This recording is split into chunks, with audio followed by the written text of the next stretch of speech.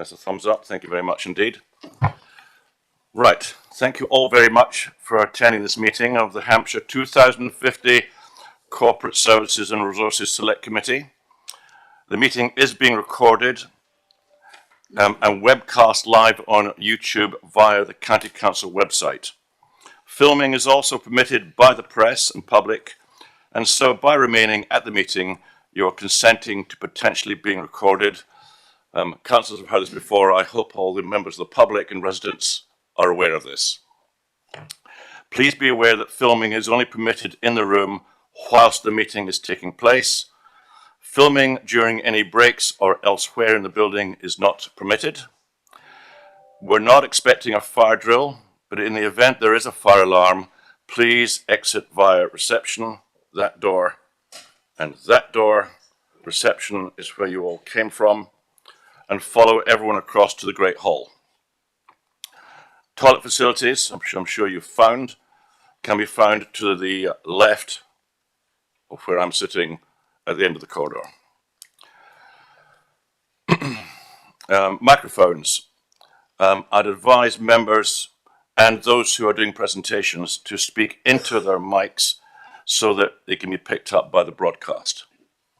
Don't worry, since I'm hard of hearing, I will be reminding you anyway, but please speak into the machine.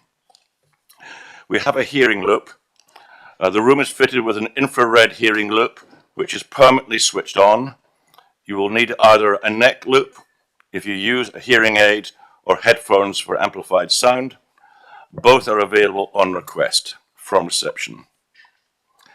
Right, I'd like to welcome all the members to the meeting, as well as the executive members, and also those who are here to observe and speak. In particular, I'll introduce the members of the Cabinet who are here. We have Nick Adams-King, the leader. You might like to put your hand up. We have the Jan Warwick, the Deputy Leader. We have Stephen Foster, the Executive Member for Education. Hand up, please, Steve. Thank you. We're in charge. Okay. Roz Chad, Executive Member for Children and Young People. Thank you. And Zoe Huggins, wait for it, the Executive Member for Hampshire 2050, Climate Change, Culture, and HR, Communications and Performance. That's all you do, is it? Thank you very much. Okay.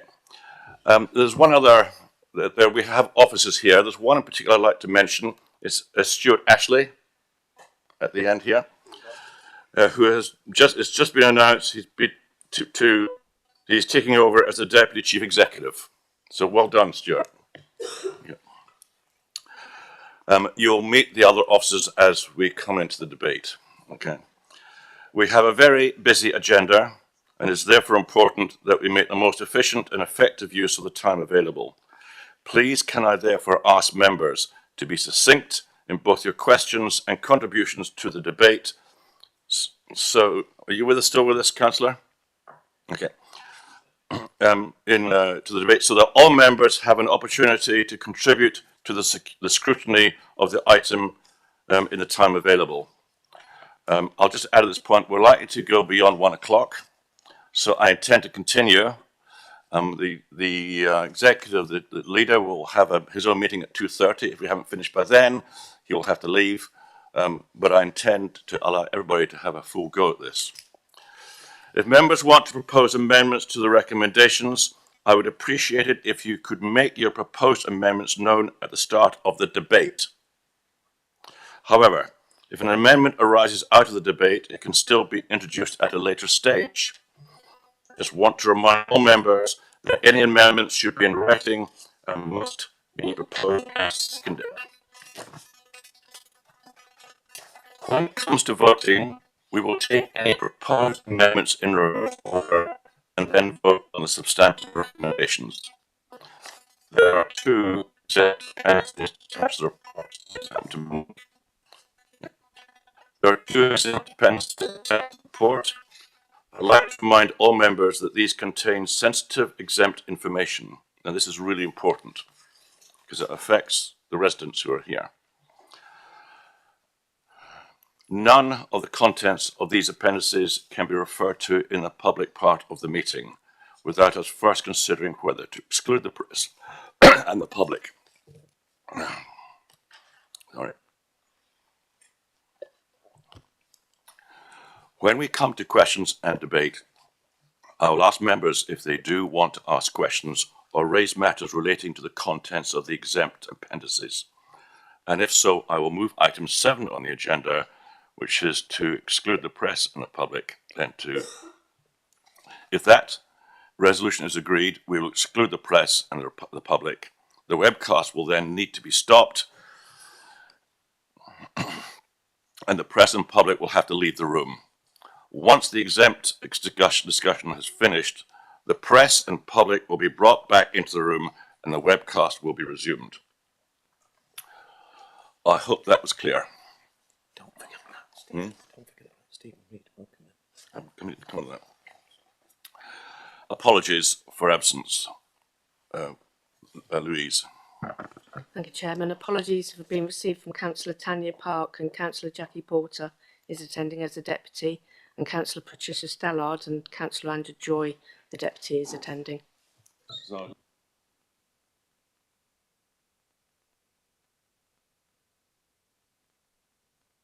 welcome, and Councillor Andrew Joy, you are most welcome. I'd also like to inform you that Councillor Alex Crawford has informed me that he'll need to leave at 12:15, and he'll just quietly leave at that point. I'm quite certain we'll still be in debate at that point. I'd like to welcome, for the first time to this scrutiny committee, Stephen Reid, a welcome addition to the group. Declarations of interest. Members are welcome to disclose any declarations of interest when we get to the main item, or now if you so wish. Minutes of the previous meeting. Right, I'm looking for your approval to the meeting of the 23rd of January.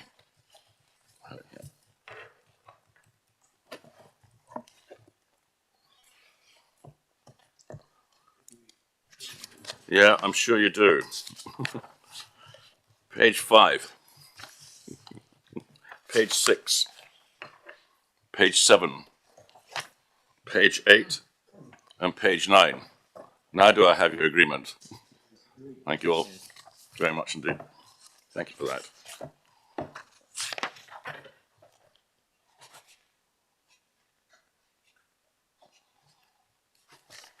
There you go, Louise.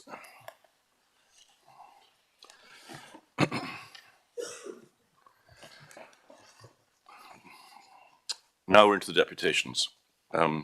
We have 6 deputations and 4 local county councillors at this point. And this afternoon. I'll invite you one by one to speak later. Minutes. None of county councillors have also requested to speak. After that, you are welcome to either stay for the open session or leave the meeting. I anticipate at that point we'll have a break after the county councillors have spoken. Okay. Can I welcome the deputies? We're looking forward to what you've got to say. We realise that this is probably quite an experience for you. So, there. Okay. We are here to listen to every word you have to say, and we'll follow. So, can we have the first deputation? Is Heather Blades, Alfie Nelson, and Jackie Davis.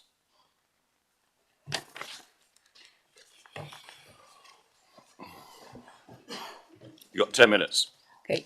Good morning. My name is Heather Blades and I'm acting as a representative of the local community.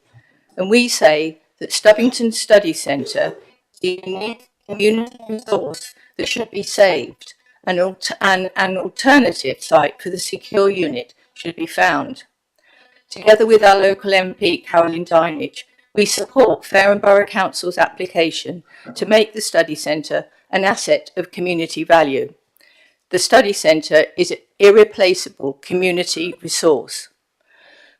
Together with the wide community of Hampshire schools who utilise the residential learning opportunities at the centre during term time every year, a myriad of community groups also use the facilities to promote their own aims and to provide quality learning experiences for their children. During the holidays, day camps are held to provide purposeful physical and outdoor activities, offering quality learning for children of working parents who can be assured that care is well supervised, secure and affordable. The centre has provided free holiday activities to families with limited means by accessing the Holiday Activity Fund, thus reaching those more vulnerable children. Through Rotary Club funding, young carers can also be accommodated to have a break from their full-time responsibilities and be children again. Brownies, Cubs and Wild Watch groups have come in at weekends to undertake badger and fox watching in the Hyde. Guides, scouts and church youth groups have used the site on a self-catered basis to spend days in focused activities, maybe some Anglo-Saxon exploration work or a session of intriguing pond dipping. The centre is also used by many schools throughout Hampshire for training and meetings. Outdoor leader training for teachers who want to learn how to safely deliver outdoor learning experiences for their children can be conducted within a realistic environment, nothing like having the actual beach to practice your throw rope technique or learn about dangerous riptides. The whole residential experience can be particularly impactful for those looked after children, giving them the chance to develop resilience and independence, as well as giving their carers a well-earned break. I would now like to introduce you to Alfie, who will speak of the personal experience of a looked after child. Alfie. I had the privilege when I was 10 to go to Stubbington Study Centre, and it was a memory that I will always cherish. It is a memory that travels with me. It is a conversation starter. It is a joint experience among many young people in Hampshire and beyond. In secondary school, college, in work, so many people have visited this magical place. But today I wanted to show you the story of my brother Riley. He can't join us today due to his status as a looked after child. He joined our foster family when he was the age of 9. A few months later, he was due to visit Stubbington Study Centre. However, his behaviour and constant exclusion from school meant that he was restricted to by his teachers. The following summer, Riley got the opportunity to spend 4 nights at Stubbington with 20 other looked after children. When my parents picked him up at the end, they said he spoke an inch taller, with his chin up, his chest out, proud of his achievements. He was a different boy. Riley left school with 9 GCSEs. He's a qualified football coach and referee. He has his Duke of Edinburgh award. He is doing well at college and plans to work with children in schools, teaching sport and outdoor activities. When I asked Riley if I could share his story today, his overwhelming response was yes. With both parents in prison and committing criminal activity, he told me, if it wasn't for Stubbington Study Centre, I could have been one of those children in the secure unit. This summer, 25 of the council's most vulnerable and looked after children will attain the same residential experience that Riley did. Many of these children have never had an experience to this due to their behaviours, risks, or the school that they attend. Please don't make this the last time that Stubbington Study Centre impacts young lives.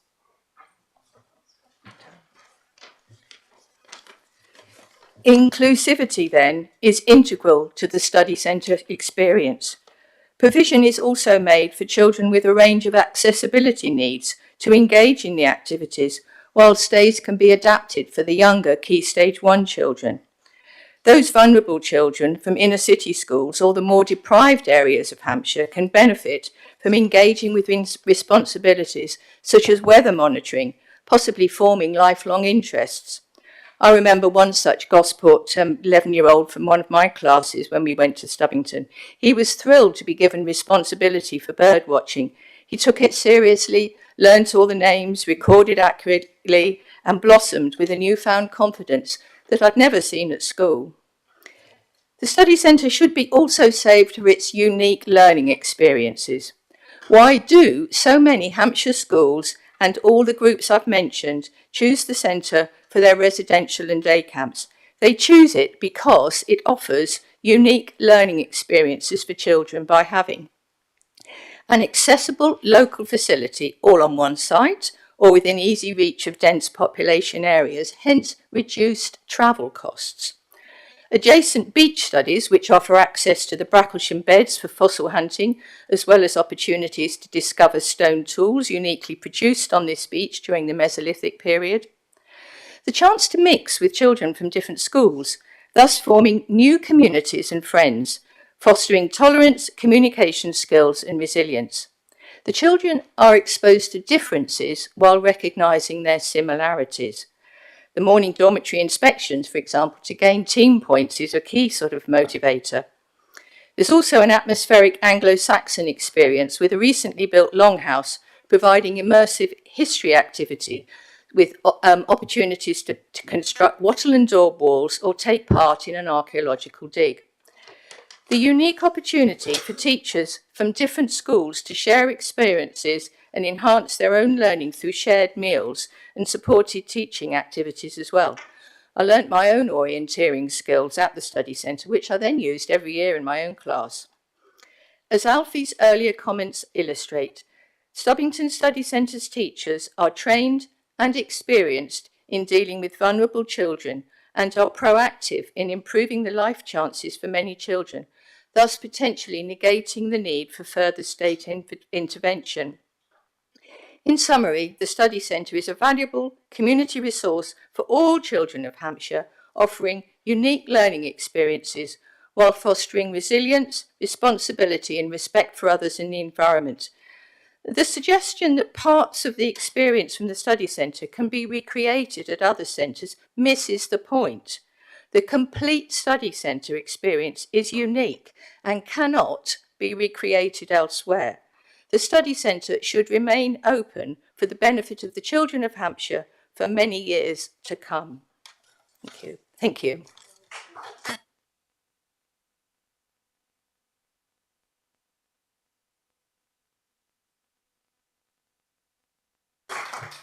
Don't worry, folks, I'll be coming on to the clapping and everything else later when I do my opening remarks. Alfie, thank you very much indeed. Can I say you've got a future in public speaking? Thank you. And thank you all, three of you, very much. I'm going to say that if any of the next deputations have got written titles or even pictures for the councillors, which they're going to need, okay, would you please come to the table here and because we have difficulty seeing them from such a distance. So you can come to the table at the end and hold them up there. Now we have Claire Martin.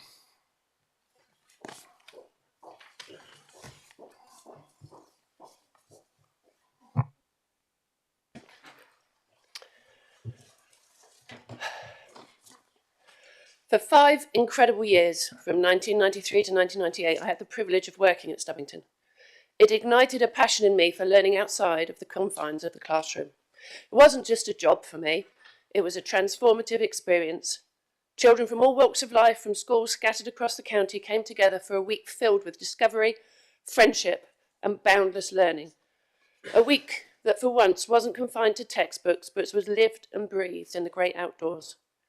Learning outside the classroom has an immeasurable, life-changing power. Stepping outside is not just about the fresh air, though that's part of it. It's the feeling of freedom, the surge of energy, and the way the world suddenly seems a little brighter.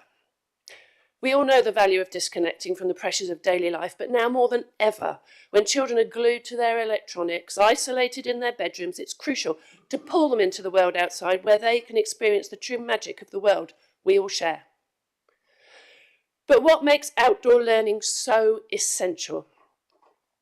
Children's mental health and well-being soars, and let's be honest, happy, healthy children are always more motivated and more eager to learn. It's not just good for their minds, It's good for their hearts.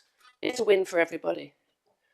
Children's relationships with nature improves, and as Sir David Attenborough himself said, if children don't grow up knowing about nature and appreciating it, they won't understand it. And if they don't understand it, they won't protect it. And if they don't protect it, who will?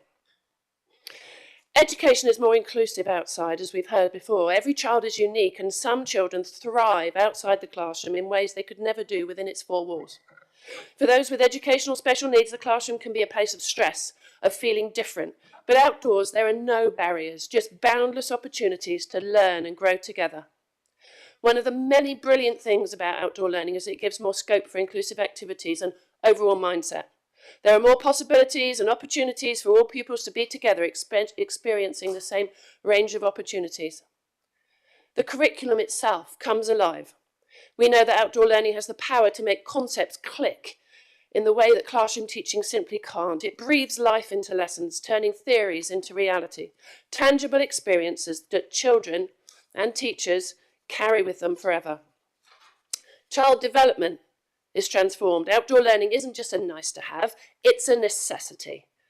Research backs this up, and so do the countless children who've experienced it firsthand. The growth isn't just intellectual, but it's emotional, it's social, it's personal, it's holistic, and it's empowering, and it's life-changing. A recent review of outdoor learning gave a clear endorsement for certain kinds of learning provision, and in particular, the value of programs which provide longer, more sustained outdoor experiences than just one-off lessons, that use a range of carefully structured learning activities linked to the school curriculum, and that recognise and emphasise the role of facilitation rather than simply teaching and regurgitating in the learning process. And that's another thing that makes Stubbington so special.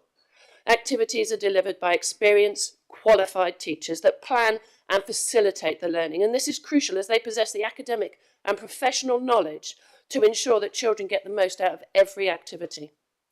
Teachers and pupils visit Stubbington together, the teachers often learning alongside the pupils. A recent report on improving and encouraging teacher confidence on out-of-the-classroom learning from our very own Hampshire Outdoor Service reported that pupils saw their teachers in a different light when they were out of school. And as one teacher put it, "This gives me the chance to show I'm not just a teacher, I'm a person.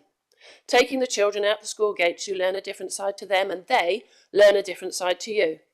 And this remains so impactful on the return to the classroom."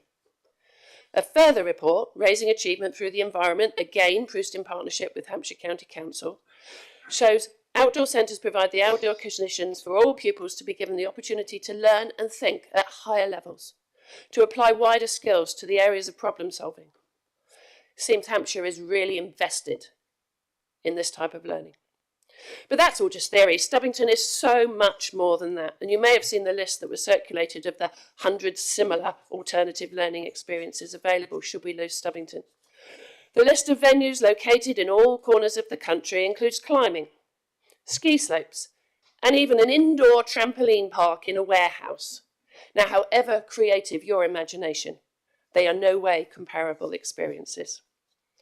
I posted about the recent closure on social media whilst wearing my own Stubbington sweatshirt, and the replies astounded me. Our air conditioning engineer at work went as a child and has since loved sharing his memories of the week and how it was the only week he managed to spend away with his classmates. Turns out my daughter's maths teacher visited as a teacher and met his future wife there. Since the post, there's barely a day goes by without someone mentioning their experience at Stubbington, their memories, and the lifelong impact it had on them. But for me as a teacher, it was never really about the lessons or the teaching, but those moments in a teacher's life that make it all worthwhile, those eureka moments when you see a child's eyes light up and you realise they just get it. Those moments don't come along, sadly, that often in a classroom, but at Stubbington, they're daily. As a classroom teacher, we teach theory. Newton's third law, for example. Every action, there is an equal and opposite reaction. Fundamental law of our universe. It's an inescapable fact of our very existence. And to me, Stubbington is that force. An equal and opposite reaction to the routine, the mundane, the everyday. And just like Newton predicted, it's irresistible. At Stubbington, you don't just feel it, you experience it, and it stays with you forever. It's not the structure or the lesson plans we teachers fall in love with, it's the beauty in things. And those moments of enlightenment are simply magical. The awe and wonder on a child's face when they visit the beach for the first time, the look of wonderment as they stare out to the ocean for the first time. And yes, we have hundreds, if not thousands of children in Hampshire that haven't yet seen the sea. The reverence of the silent children as they tiptoe out to the Budgetary in their slippers and dressing gowns to see the badgers feed and play. I'm heading 60. The only time I've had the privilege of seeing a wild badger is during those times at Stubbington. The astonishment on a child's face when their hotel that they created and put out the night before has a new resident in the morning, whether it's a vole or a field mouse or something even more peculiar. As that hotel is opened in front of them, they want to know more about their rodent and their guest. Why has it got such a long tail? What sex is it? How do you know? And their emotion that next morning when they're allowed to set their rodent free back into the ground. The glowing faces returning to the centre after a beach walk. Children often these days aren't allowed to go out if it's raining. They aren't allowed to go out if it's cold. The glowing faces as they have a Stubbington biscuit and a cup of hot chocolate when they get back. The challenge of the earthquake scenario, when they have to work together as part of a rescue team, helping them to develop crucial skills. They learn communication, cooperation, empathy, problem solving by working together. And if they manage to make it over Lava Leap, well, that's a whole other story. The beauty of this outdoor world is ours, all of ours. Our country, our county, the unique position of Stubbington Study Centre in Hampshire enables us to access the coast, the woods, the ponds, the fields.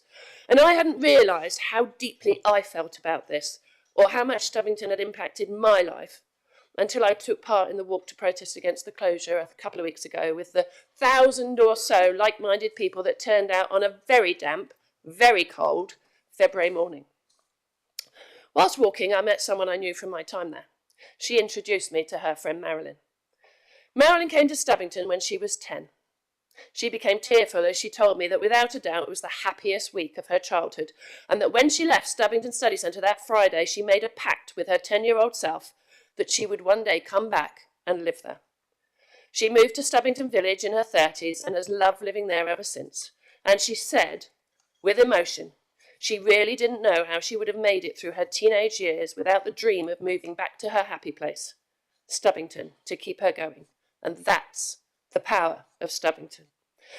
I have hundreds of memories. But when I was working there, a lad was sitting on the grass crying. I asked him what was wrong. He said, I fell over and I'm not used to falling over. I don't really go outside. I picked him up. He brushed himself down. Went on his way. The next day, the lad was rolling down a bank with enthusiasm, and I asked him what he was up to, and his reply still stays with me. He said, I'm practising falling over because I think I really quite like it now, so I'm going to do it more. That's the power of studying. Another young lad arrived on Monday with 5 tins of peaches and 5 packets of instant match because that's all he would eat. We put it away in the cupboard and he joined the others. He took part in the beach walk that afternoon. He picked at his tea but didn't really eat. The next morning he sat down for a cooked breakfast and realised some of it actually tasted okay.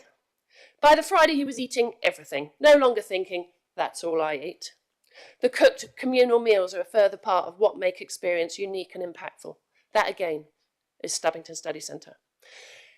If Stubbington is the equal and opposite reaction to the pressures and constraints of traditional schooling, then we have a responsibility to preserve it. As teachers, parents, human beings, we owe it to our children to give them the gift of wonder. The gift of discovery is Stubbington. If the equal and opposite reaction is going to remove these opportunities and life-changing experiences from our children, then it wouldn't be an action you make today that I, for the moment, want to be a part of. And I believe deep in my heart that neither do you.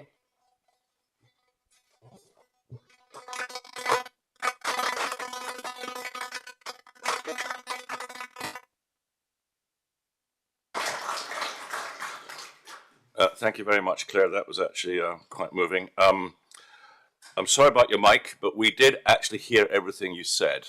Okay. However, we're now going to have a 5-minute break whilst we fix the microphones. So if you need to go. I suggest you stay because hopefully we'll get it done pretty quickly. Thank you very much.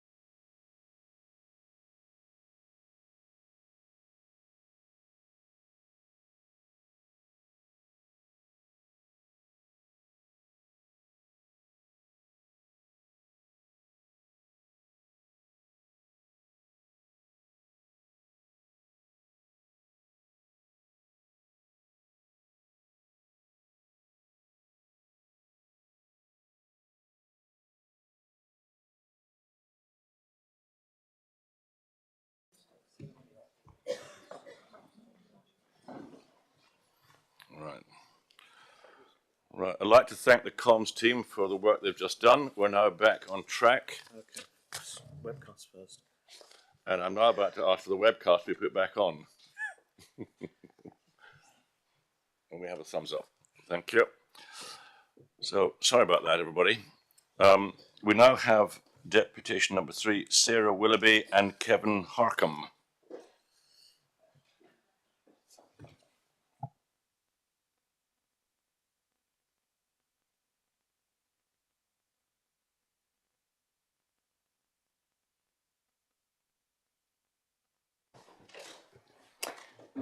Good morning, Chair, members of the Council and esteemed colleagues. My name is Sarah Willoughby. I'm the head teacher at Hookworth Walsall Church of England Academy. And this is Kevin Harcombe, former head teacher in Hampshire. We stand before you today to speak on behalf of the thousands of children, parents and educators who are deeply concerned about the proposed closure of Stubbington Study Centre. This centre has served our communities for over 90 years. It offers a unique and irreplaceable educational experience that fosters learning, resilience and social development. This is not just another residential site. It is a place where children step outside of the four walls of the classroom and they truly experience education in a way that shapes their future. We are often told to consider what is best for children, to make decisions that prioritise their well-being, their education and their opportunities for growth. And yet, the decision to close Stubbington does exactly the opposite. It is a centre built on trust and excellence, and let's start with the most important factor, which is trust. Head teachers across Hampshire, Portsmouth and Southampton have repeatedly chosen Stubbington for a reason. It is a safe, well-established and highly regarded centre that parents, schools and educators have placed their confidence in for decades. The reason? Because it works. This is not just about tradition. It is about the proven long-standing benefits this centre provides. Head teachers trust the staff, who are not just employees, but they are highly trained educators who understand how to engage children, nurture their development, and help them to thrive. The confidence placed in Stubbington by school leaders is also reflected in parents' trust. When parents send their children on their first residential visit, they need to know that they are in good hands, in a safe and enriching environment. Stubbington provides that reassurance, which is why it is consistently chosen above the other providers. Councillors, your heads must be spinning with all that you're being told. I'd love to simply say, it's great, don't close it, but I need to back that up with some things. So as a former Hampshire head teacher of over 30 years, I knew that Stubbington's curriculum is tailored specifically to primary school aged children, often neglected. So that's really important. It was really important to me as a primary head teacher, and it is not the case at other residential sites, no matter what you've been told. The centre offers a bespoke learning experience that's designed to enhance and complement the school curriculum. It is educational. It may be educational in a way that is also recreational and enjoyable, but it is primarily an educational site. You cannot replicate that at other centres. The outdoor learning programmes encourage teamwork, resilience and confidence. Hands-on environmental studies ignite curiosity and create lifelong connections to nature, which cannot be replicated in a classroom. STEM-related activities, we all love STEM nowadays, don't we? Bring science, geography and history to life, allowing children to experience rather than just read about these subjects. And this is what makes Stubbington unique. Unlike many commercial sites which focus on recreational activities, Stubbington exists purely for educational purposes, providing children with an opportunity to learn in a way that's immersive, engaging and impactful.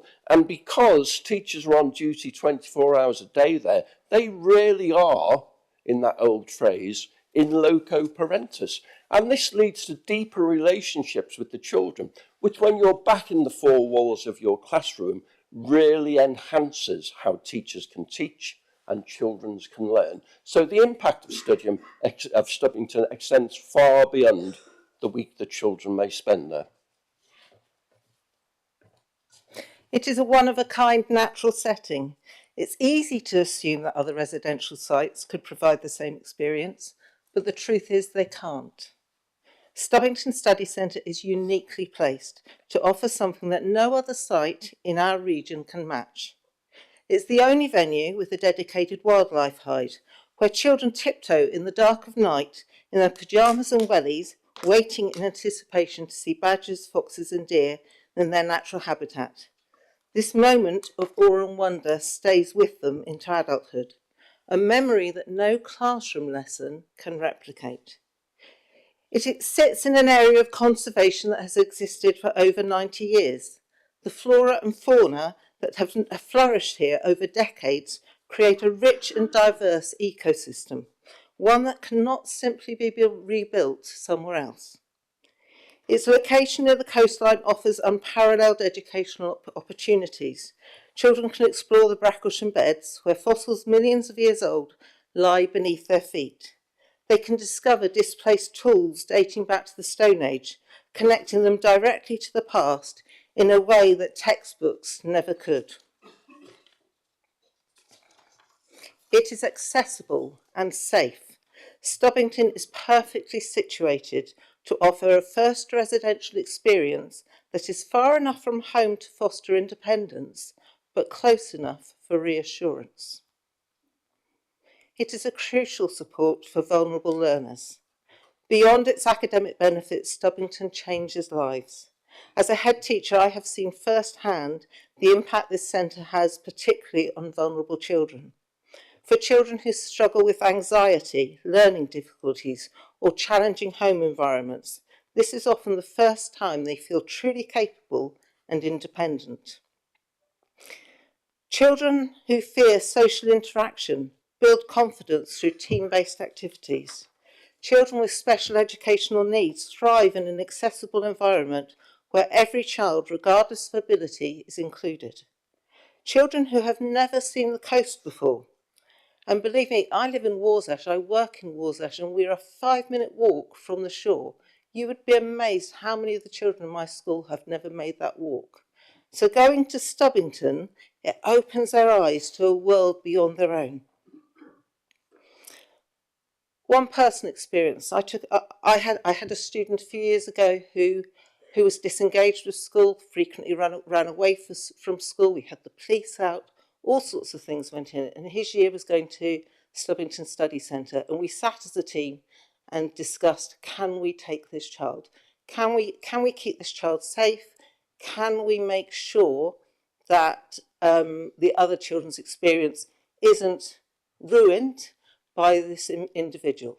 We made the decision to take him there.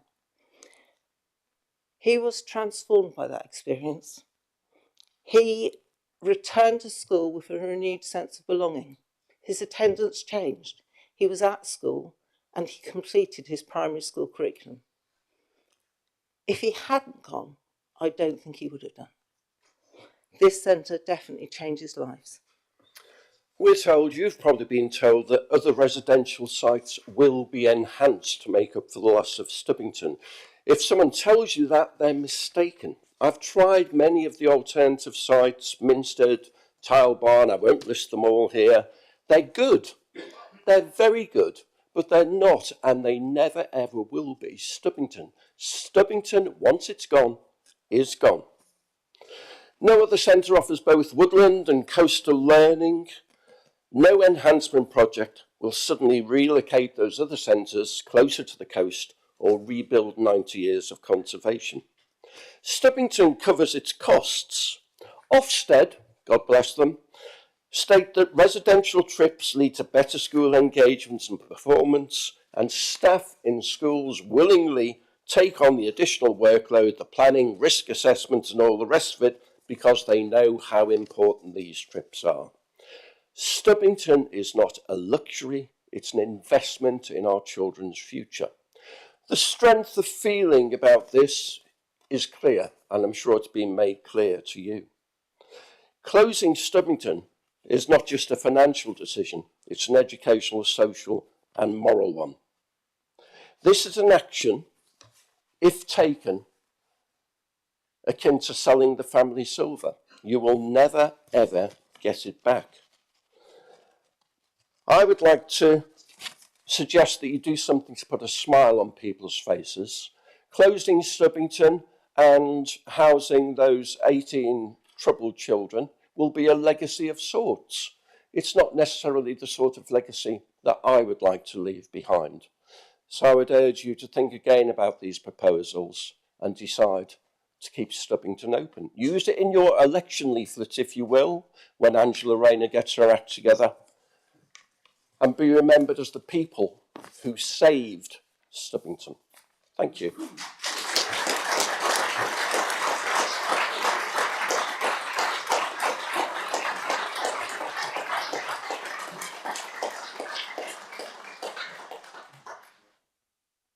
Thank you both very much indeed. We now have Jennifer, hopefully I get this right, is it McCaver, with two year 7 students, one from Crofton Secondary School and one from Mayon Cross Secondary School. I'm happy if you wanted to introduce their names, it's up to you. Good morning. My name is Matilda Hayes. I've missed my favourite lesson at school to come here. This is how much Stubbington Study Centre means to me. The proposal to close Stubbington Study Centre means that children will be denied the opportunity to experience the different activities provided here. It is unique. There are no other places like it. To claim there are 100 is simply not true. I was lucky enough to enjoy my first residential here in Year 3 and an Anglo-Saxon day in Year 5. My younger brother and sister went here in Year 3, and I hope they will be able to enjoy the further activities that were available to me. Voting to remove these opportunities suggests that you simply don't care about the impact closing this facility will have on thousands of children, both today and in the future. The suggestion that other centres could be developed to provide similar experiences is disingenuous. Why spend money doing this elsewhere when you already have invested in an existing, well-resourced centre in Stubbington? I have also been fortunate to experience residential trips to Avon Tyrrell and Hampshire Activity Centre. Whilst being fun and enjoyable in their own way, they were completely different to the experience at Stubbington Study Centre. Being able to do nighttime nature watches, seeing badgers and deer, as well as foxes, is something I'll never forget. Where else can you sit and learn? In a replica Anglo-Saxon longhouse, explore the shoreline and beach, go pond dipping, participating in team-building activities such as earthquake, and do an archaeological dig all in the same place. I have been diagnosed with ADHD and autism, and I hugely valued the opportunity to learn outside the classroom in a safe, happy, hands-on environment. It hasn't been made clear where else was considered for the secure children's home. Are you honestly telling me that there is nowhere else suitable in the whole of Hampshire? I implore you listen to the feedback given by children, their families, the local councils, councillors and MPs, and vote to reject this proposal. Thank you. Hello everyone, I'm Charlotte, a local Year 7 student who loves art, science and the environment, and Stubbington Study Centre. I remember the first time I went to Stubbington Study Centre. I was in Year 3, it was about 4 years ago, but I still remember it vividly, clear as day. I think it was the best school trip I've ever been on, and I've been on a lot of trips over the years. There's nowhere quite like it. They had just introduced social distancing a few weeks before my trip, so we couldn't sleep overnight, but it took nothing away from the trip. It was amazing. Me and my younger brother both had our first nights away there. The obstacle course, also known as the eruption course, was like my dream playground, but bigger and with safety gear. There was a lot of problem solving involved in their challenges. The egg challenge was particularly difficult, but lots of fun. It really tested my ability to plan ahead. But the hide beat it all. I had never gasped so much in my life. I was thrilled when I saw the animals. The outside light switched on, and another switched on. It was like a beacon to the animals. Nocturnal creatures came up from everywhere. First a badger, then a fox, then came a hedgehog, an owl, a bat, a deer, and then a mouse. I had never seen such an abundance of wild animals near such an urban place, and I'm saying this as a girl who has badgers, foxes, and owls visit her garden regularly. I was in awe when I saw the animals from the hide, and it was obvious from the reactions from the other children around me that they felt the same way. In fact, the animals felt so safe around us that they could act as usual. That highlights how well the centre educates young people about the nature. Stubbington Study Centre is such a unique and special place for animals and children to come together. It provides a protected habitat for wild animals. They would be driven out onto the streets or taken away if Stubbington Study Centre wasn't there to protect them. It also helps lots of children every year find out about themselves and the world around them. Stubbington Study Centre helps me and many others with our self-confidence, teamwork and many more things. As a bonus, it brings in money for the council. It's a really good fundraiser. It's somewhere where we're all the same, no matter what our background or ability is. But the children who will lose out the most is if the centre is closed, is the ones that don't have access to gardens at night or who live in the city centre. I understand a place needs to be found for the special needs disadvantaged children's home. However, please don't remove this magical place from a very large number of children that visit and gain so much from the experiences every year to just give the land over to a few. There has to be a better place for the home to go, even in the same village, that also allows nature to keep thriving. To show how much we care about the Stubbington Study Centre, I started a children petition that went out to a lot of schools in the area. It didn't seem at all fair that as children we didn't get a voice over this issue. Over 300 children have signed the petition. Thank you for hearing what I have to say, both as a local child and a future voter. I hope this helps you make the correct decision. So, to give you a concept, the children, the girls, wrote those by themselves. Neither is particularly good at sitting down and getting on with it. They were that enthusiastic. They really mean what they've said. I had the pleasure over many years, I've had the pleasure of being a parent helper that's gone to the schools with my children. And I just wanted to add briefly how amazing I think Stubbington Study Centre is, in particular the Hyde. We had all kinds of children across our group from different schools. The way it bonded them was remarkable. The way that children who actually could be quite troubled bonded with each other. The gasps, the sheer gasps of delight when the lights went on and the animals came in was something. The word magical has been used. It can't be overused in this context. It's absolutely magical. So I really hope that you decide today to save Stubbington Study Centre. Thank you.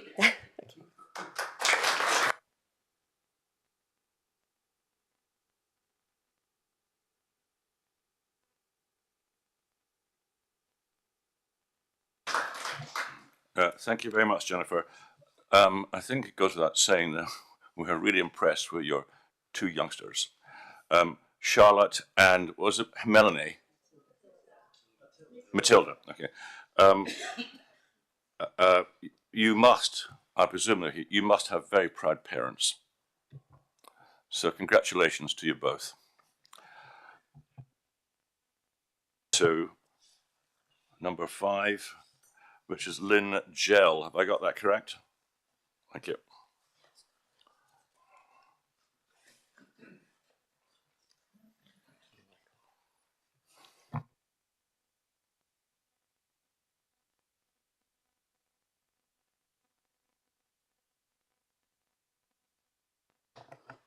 Good morning. I am here today to ask you to keep the Stubbington Study Centre open. I am representing those people, local and from around the county, who signed the petitions, wrote letters and marched in their thousands, asking the council to save Stubbington Study Centre. I am also here as a grandparent of a child who attended the study centre, even though she has special educational needs, is neurodiverse and was worried about attending. The experience she had at Stubbington was invaluable and has given her so much confidence, so much that she will be returning again this year. Some of the history. Around 1929, so close to 100 years ago, Southampton County Council decided to set up a summer camp so the children from the city could enjoy holidays under canvas in the countryside, which was, of course, the beginning of what we now know as Stubbington Study Centre. It was then called Southampton Education Board Summer Camp. The original camp was on the other side of Stubbington Lane, the side the airfield is on now.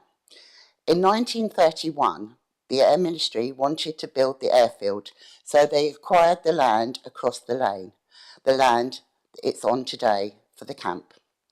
It still only had camping facilities, and they insisted there was one building for the children to shelter. By 1935, they had proper buildings, and they continued to expand and had hundreds of children go there as Southampton Summer School. There are many records showing it being used up until the war when it closed, obviously for the duration because of its proximity to the airfield, making it very dangerous. It opened up again after the war and was enjoyed by many children once more. The video that I believe you have seen was filmed in 1959 when the school visited. The school was called Astor House School for Handicapped Children. They went every year for many years, so Stubbington was always fully inclusive of children with physical and special needs. Thousands of children have attended Stubbington over the years, have special requirements, or no special requirements, whatever you refer to as mainstream. No food allergies, no medical conditions, no behavioural concerns. However, the centre is completely inclusive and provides and has provided for hundreds, if not thousands, of children who attend a mainstream school but have special educational needs. Children who are deaf and have hearing aids, children who are sight impaired, where resources are adapted for them. Many of these children will have EHCP plans, one-to-one assistant in schools. This also sometimes requires one-to-one for parents, and there's facilities for them to stay overnight to assist with their complex needs. Stubbington accommodates this. There are children that are in foster care, looked after children, children from areas of extremely deprived and poverty. And if this isn't enough to prove the centre should remain, they also accommodate children with complex dietary and complex medical needs. They have a special accessibility suite with a flat bed, hoist and a wet room. Again, so all children can be included regardless of their needs. In addition to this, they have two all-terrain wheelchairs which enable those children in a standard wheelchair to access the fields, the woods and the beach, something they may never have been able to do before because they could not access this area in a standard wheelchair. The consultation document mentioned other centres adopting some activities that Stubbington Study Centre offer. I would ask you, how many of these other options have the seashore within a 5-minute walk where they can study and explore, and for some children being the first time they have ever been to a beach, and not forgetting the wealth of teaching experience the staff at Stubbington have about the coastal area? Can any of these other options offer accommodation for 112 children in one visit? Can they make friends with children from other schools? Can they sit in a hide at night, waiting for the badgers and the foxes and the deers to appear?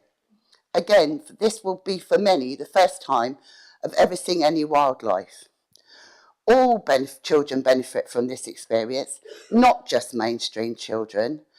Since the COVID pandemic, parents and children alike have had anxiety around staying or being away from home.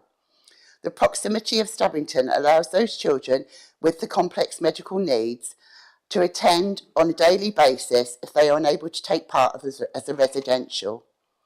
What this means to those families is their children can still attend and take part with their classmates on all the activities on offer, and they are not excluded because of their illness, diagnosis or anxiety.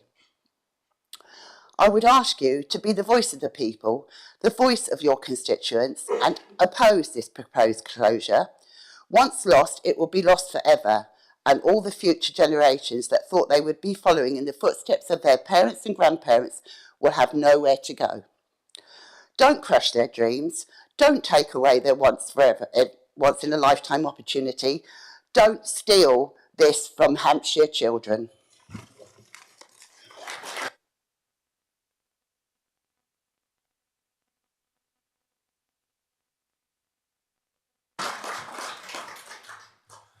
Lynn, thank you very much indeed. And finally, we have Pamela Charnwood, Hillhead Residents Association. 10 minutes. Good morning, Chair and Councillors. Yes, I'm Pamela Charlwood. I chair Hillhead Residents Association, which has submitted to Fareham Borough Council an application for the listing of Stubbington Study Centre as an asset of community value.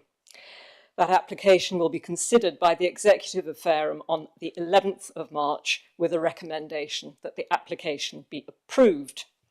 I'm sure you'll be familiar with the process and purpose of listing as an asset of community value. The Localism Act 2011 defines a site as an asset of community value if its actual or current use furthers the social well-being or social interests of the community. The report to the Executive finds that Stubbington Study Centre meets all the criteria for the asset of community value. It also, of course, if approved, needs to be given material consideration at the stage when any planning application is submitted. We began our application with a quote from Hampshire County Council itself. Here it is. Stubbington Study Centre is a very popular children's services facility, giving Key Stage 2 children, youth and community groups and others the opportunity to live and learn within a wonderful 14-acre site. We offer the reassurance of being a highly respected and well-used Hampshire County Council service with a reputation for quality, value and good fun. With great accessibility throughout the site, recently refurbished facilities and the seashore on our doorstep, we have the perfect venue for a wide range of residential and day visit groups. And indeed, nearly 6,000 children did indeed use the study centre and enjoy its marvellous facilities in 2023-24. You have heard eloquent arguments about the value of the study centre to children and young people from other deputations, and I will not repeat them. I'm going to do the boring bit about process, okay? I'll start with reference to the need for more local secure places for children in Hampshire. Hillhead Residents Association fully supports that and welcomes the central government funding which has been made available. What we do not accept is the process by which the only site which Hampshire County Council considers suitable is said to be Stubbington Study Centre. I understand we will hear from Councillor Burton in a moment, but the quote from her in paragraph 101 of your committee report is worth possibly repeating, and I will act as her warm-up act. It says, "It frankly beggars belief that there is apparently not a single alternative site in the ownership of Hampshire County Council that can support a secure unit for 18 children. I urge the officers to carry out a proper appraisal of the property area to find an appropriate site which does not devastate another service in Fareham, coming as it does on top of the closure of Haven House." I could add to that list Westbury Manor and Ashcroft Arts Centre as two more services in Fareham which have been closed. For reasons none of us can understand, details of alternative sites considered and detailed financial analysis have been withheld from public scrutiny. We find no evidence of the proposals being examined by a select committee or executive member prior to the very short period of consultation that was sprung on the public on the 14th of January. Neither Fareham Borough Council nor any of the local councillors was notified, let alone involved, in advance of that date. We are entering a period of important change for local government, with the proposed creation of a mayoral combined county authority, then further potential local government reorganisation. In Councillor Adams King's presentation to the Council in January, he spoke persuasively about the value which could come from such collaboration. But collaboration requires trust. Sadly, we have seen a top-down approach for this, which appears to treat the Borough Council and local people with contempt. No evidence that the consultation has any meaning. We understand that there is a deadline for the submission of detailed plans to central government for the secure places. However, it's nearly 12 months since Hampshire was made aware of the funding offer. So why did it take 10 months before the consultation was launched? Has the county used all possible routes to seek an extension to that deadline? Have MPs been involved? Surely, having been accepted for the first phase of the new combined strategic authorities, Hampshire must have a hotline to central government and even perhaps some political capital to draw on. Your committee report includes assertions that 80% of schools in Hampshire do not use Stubbington, and that any children who want to enjoy the sort of experience currently available at Stubbington can make use of other facilities in the county. 4 are named, 3 are in the New Forest, and 1 in the extreme northeast of the county. In the southeast of Hampshire, currently served by Stubbington, we have some seriously deprived areas, such as Rowner and Bridgemary in Gosport, Lee Park in Havant. I honestly find it offensive to read that children can either go to those distant locations or, if they prefer, go nowhere. We've heard from previous speakers about the richness and value of the experience for children at Stubbington Study Centre. Might we not hope that children who can make use of such enriching experiences might avoid the negative activities which might lead them in future to needing secure placements? The report suggests that Stubbington Study Centre does not fully cover its costs. I presume that is if the full overhead costs of Council HQ are added. If that is the case, has consideration been given to a modest rise in charges or a review of running costs, or even the creation of a community benefit society to run it, which could run it at so much lower cost? It would appear that the answer to those questions is no. It just seems much easier to close it. You are recommended to support the closure of the centre in August 2025, even though the report states that planning consent will not be applied for until 2026. We understand that Hampshire will be able to grant itself planning consent via the regulatory committee, or whatever mechanism might be in place by 2026. But please be assured there will be strong opposition and careful scrutiny will be demanded. We urge you to insist today that far more rigorous and imaginative scrutiny is applied to this proposal now, not in 18 months, when it has lain empty for a year and is irrevocably lost to the community. And I will leave you with further words from the great David Attenborough. No one will protect what they don't care about, and no one will care about what they have never experienced. Thank you.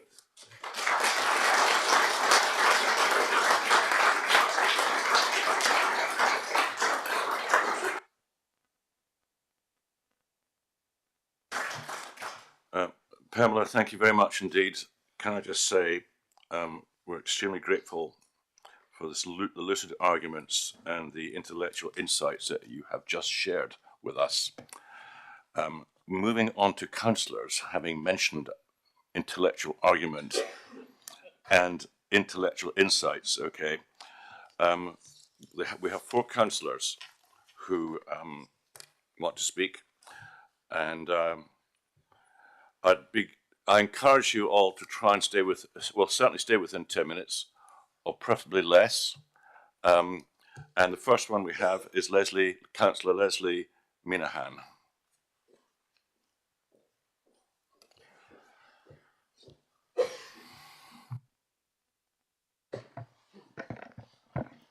Can I just first apologise for my croaky voice? It's not an imitation of Bonnie Tyler, it's just the last bit of a cold. Thank you, Chair, members. With the appearance of the sunshine for the last week, I have really enjoyed my garden. My garden is nothing special, bit of decking, some pots, some perennials. But dear God, it lifts my heart and soul to be outside in my garden. Tragically, ONS data states 1 in 8 households in our country do not have access to a garden, shared or otherwise. Many of those households will house our most vulnerable children. When I look back to my Hallison days of childhood, I have a distinct memory of holidays, playing outside every day. Half time for football was lunchtime. We came in when it was dark. We played curbsy in the street, devoid of parked cars. Contrast this with the childhood of today. In just one generation, outdoor play for children has reduced by 50%. Only 1 in 4 children play outside regularly, compared to almost 3/4 of their grandparents' generation. A 50% reduction in outdoor play in one generation. Where are we as a society going wrong? We currently face a health and well-being crisis. This crisis cuts across all ages, and most alarmingly our children.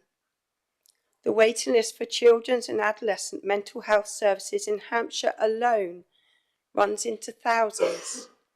In Gosport, my hometown, 1/3 of children under 11 are classed as obese. With this backdrop, Stubbington Study Centre provides much more than an outdoor educational setting. It provides a priceless, rare opportunity for children to truly connect with the natural world around them, to remove the constant noise and surveillance of their every thought by the online world. 9 out of 10 children own their own phone by the time they reach 11 years of age.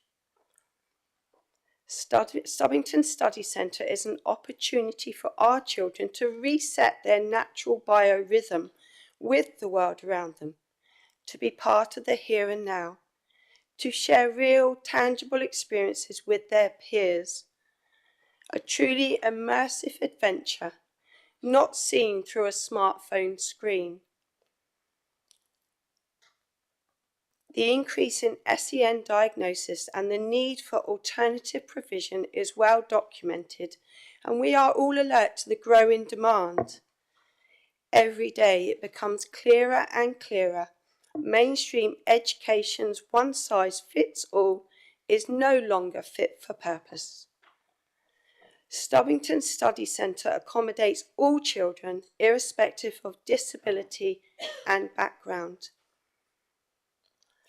Many children from my division enjoy their residential learning at Stubbington Study Centre, and many are from deprived backgrounds, living in less than ideal accommodation, and some from chaotic lives. Thank you, Alfie, for sharing Riley's journey. Riley, who is now a qualified football coach, epitomises the value of Stubbington Study Centre. We cannot measure how many Rileys there are in our world, but we do know 6,000 children each year enjoy what I will now refer to as the Riley experience. How many of those children have had their eyes opened to opportunity and improved aspirations as a result of Stubbington Study Centre? When I go home tonight, I shall spend some time in my garden. Not doing anything exciting, perhaps sweep the decking, look out for those green shoots of spring. breathing in deep breaths of fresh, cool air. Gaze at the sky, the ceiling to my day. Perhaps you will do something similar. Please do not close Stubbington Study Centre. Give our children the opportunity to enjoy being children in a natural world of wonder. A world where 6,000 children escape, and I mean escape in the algorithmic driven environment that for many is their world. Give our children the opportunity to experience the sky as the ceiling to their day. Thank you.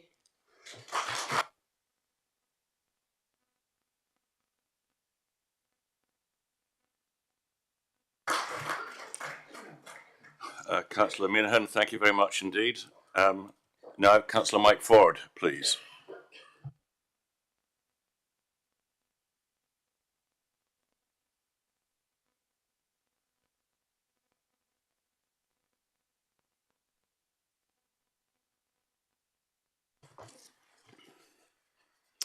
Chairman, colleagues, good morning. Thank you for the opportunity to speak in opposition of this proposal to close and repurpose the hugely popular and successful Stubbington Study Centre. I represent Fareham Warsash, a division that is next door but one to Crofton that Stubbington Study Centre falls within. So I'm 4 miles away from that one and 2 miles away from the secure unit at Swanwick. And my division includes 4 schools of primary age children who have in the past, do currently, and hopefully will in the future benefit from visits to the study centre. And you've already heard from one of those, Sarah, the head of Hookwith Warsash Academy. My own children can be added to the list of these, the shaping of whose lives have been helped by these residential visits, often the first stay away from home for many of them. May I start by saying that I, and I guess most others, recognise the need for a new secure unit to accommodate these most vulnerable youngsters. May I also thank the officers for the preparation of their report. We are, as a council, currently having to undertake some very difficult decisions over which we have no option, being driven by financial imperatives. This one does not fall within that category. The ending or closure of services, buildings or facilities is driven by a number of considerations, as we know only too well. These can include reduced demand or lack of popularity, poor structural condition requiring disproportionate investment, a plan for cost savings, or other financial considerations. I would maintain that this proposal is driven by none of these. In fact, quite the opposite. 6,000 children per annum have residential stays, past, present, and no doubt in the future. These come from 89 schools across the county. There's nothing in the report that suggests that necessary significant investment in the facility is required. The facility specifically is not within consideration for closure as part of the council's savings plans. And the decision is not financially driven, as confirmed within paragraph 62 of the report. The conclusion must be, therefore, that on its own merits, there is simply no justification for the closure of the centre, as it's only been considered because of unrelated needs elsewhere. The report indicates that other venues in the county will be upgraded to replicate the Stubbington experience, but only following a wider review of the outdoor centres. Given that this is a non-statutory function, we must wonder whether such a review will ever happen. And even if alternative venues were to be upgraded, we're talking many years away, and Stubbington is proposed to be closed in August this year. In any event, is it really feasible that any other venue can be upgraded to take on the residential stays of 6,000 children per annum? The recent closure of the close by Haven a year or so ago created huge opposition, but never have I witnessed such a massive reaction to a proposal as with this one, from people across the spectrum, past, present and future users across all ages. We are necessarily having to make some pretty unpopular decisions on services and facility reductions caused by the difficult financial situation that the council finds itself in. But this one falls outside of these considerations, as there is no financial imperative for closure. If the need to find a new secure unit was not present, and with it substantial government funding, then it seems unlikely that we would be even thinking about closing the centre.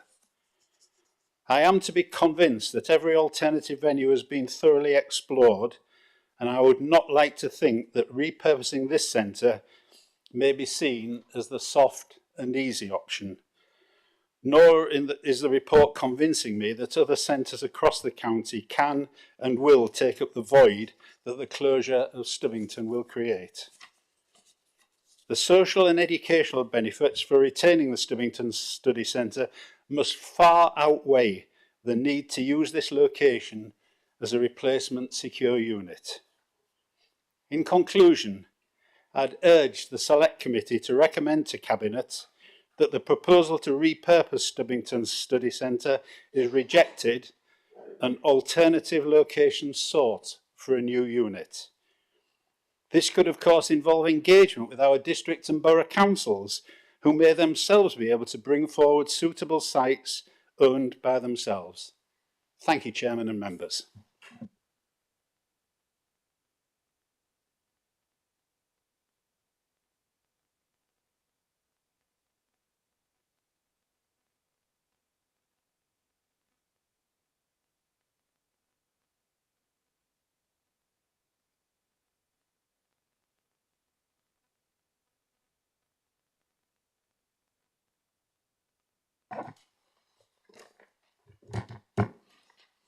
Good morning, Mr. Chairman, members, officers, deputies, everybody else in the room.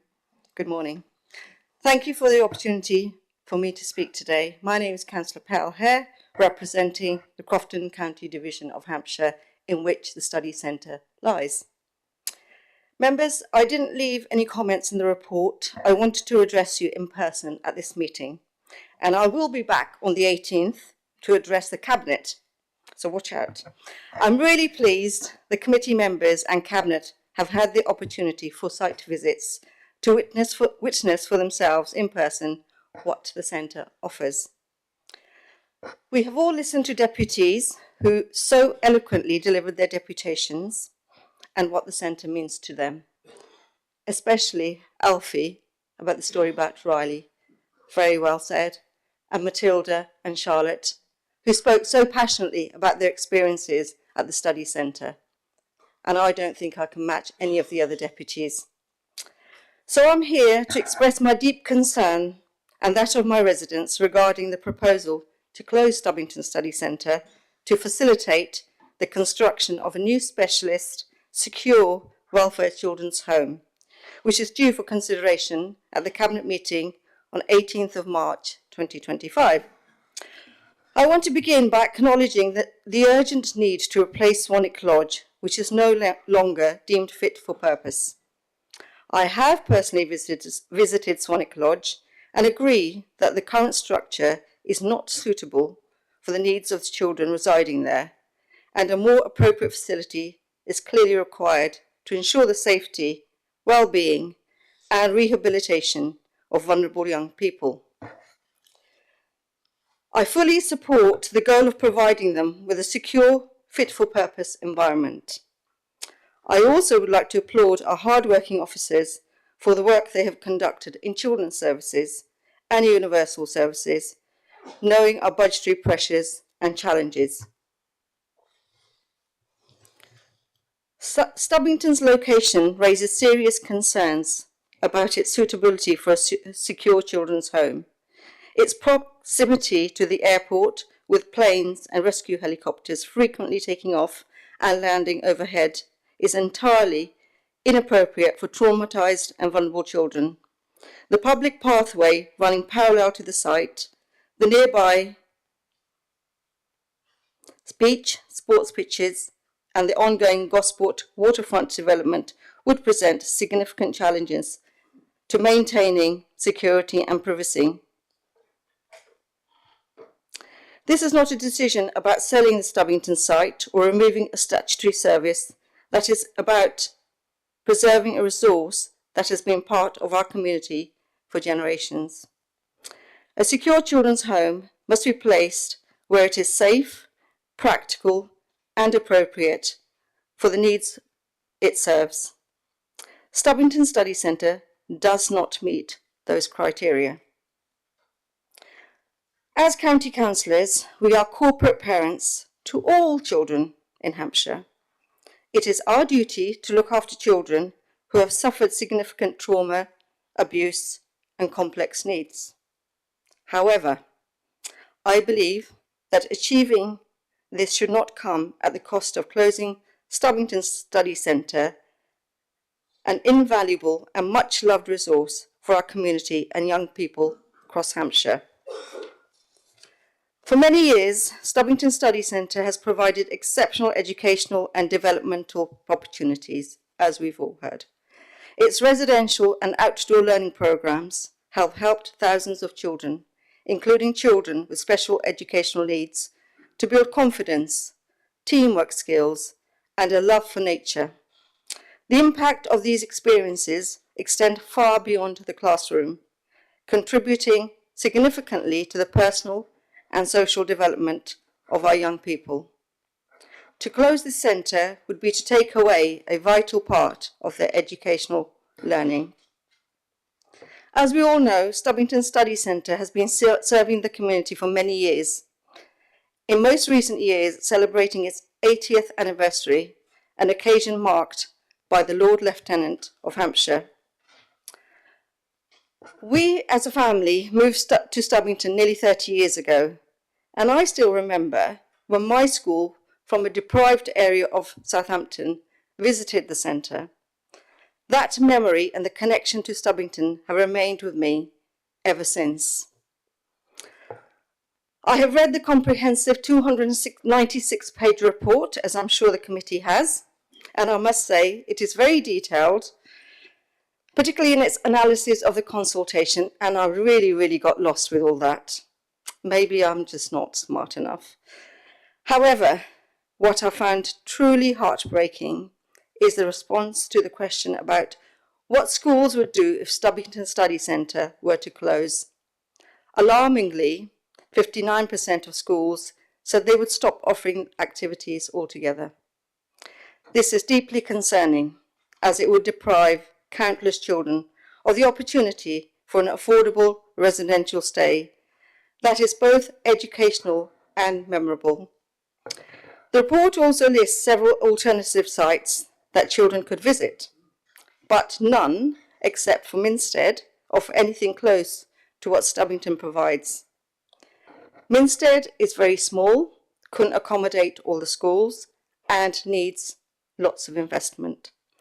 Some of the alternative mentioned, such as Royal Victoria Country Park, Manor Farm, and Go Ape, and lots of other places which I won't mention, are places typically enjoyed as day trips for families. They do not offer the unique residential and educational experience that Stubbington does. These options are simply not comparable in any meaningful way. Enhancing other activity centres or to absorb the study centre to replicate what Stubbington offers would require significant investment, a cost that over time would likely render such initiatives as non-statutory and unsuitable, unsustainable.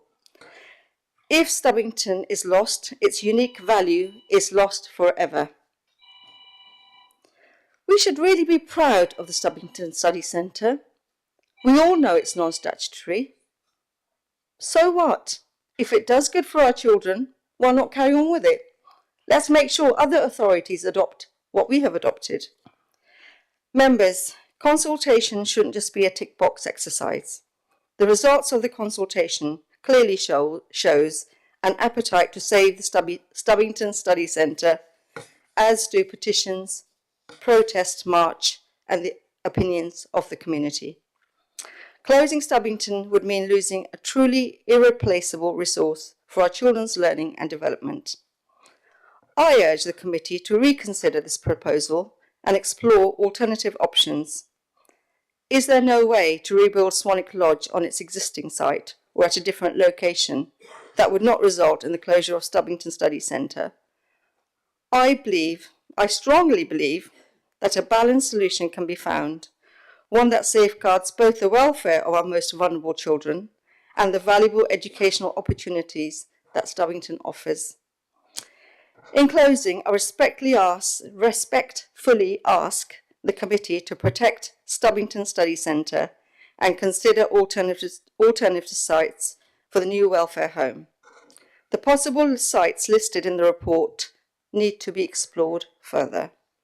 The decision will have a lasting impact on the educational landscape of our community and the lives of countless children.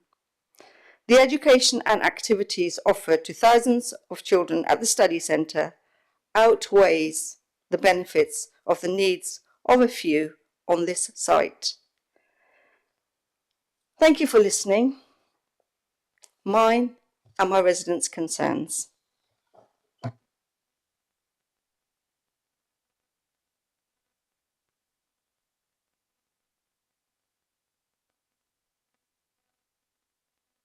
Much, Councillor Hare. You've stolen one or two of my lines when I do my announcements, so thank you very much.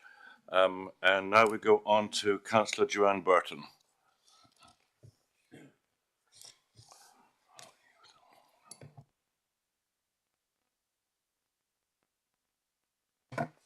Well, I'm certainly feeling the pressure of being the last one to speak. And you'll be pleased to hear that I won't need 10 minutes to say what I need to say. Good morning, Chairman, members, officers, members of the public. Thank you for allowing me an opportunity to speak today.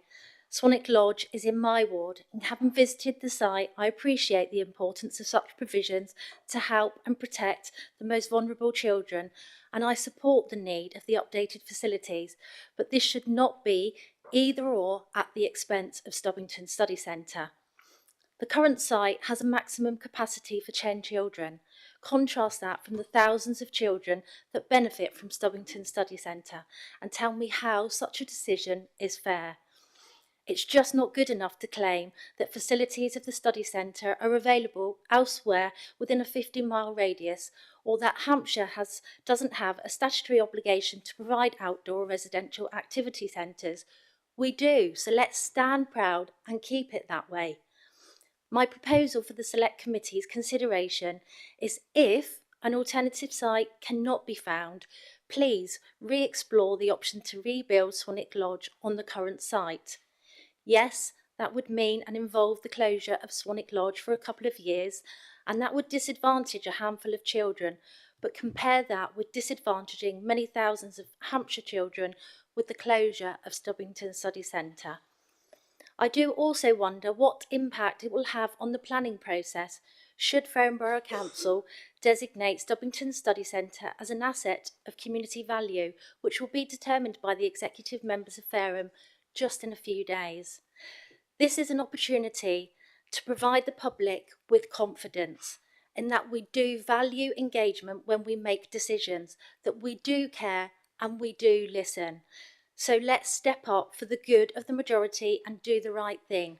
Our residents, the people of Fareham, Hampshire and beyond will thank us. Thank you.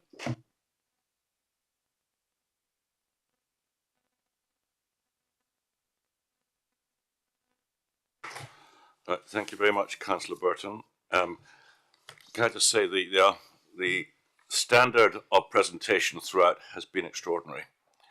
And if any one of us have not been moved by what we've heard, we would actually basically cease to be human beings. So can I thank sincerely all the residents who have presented and all our councillors.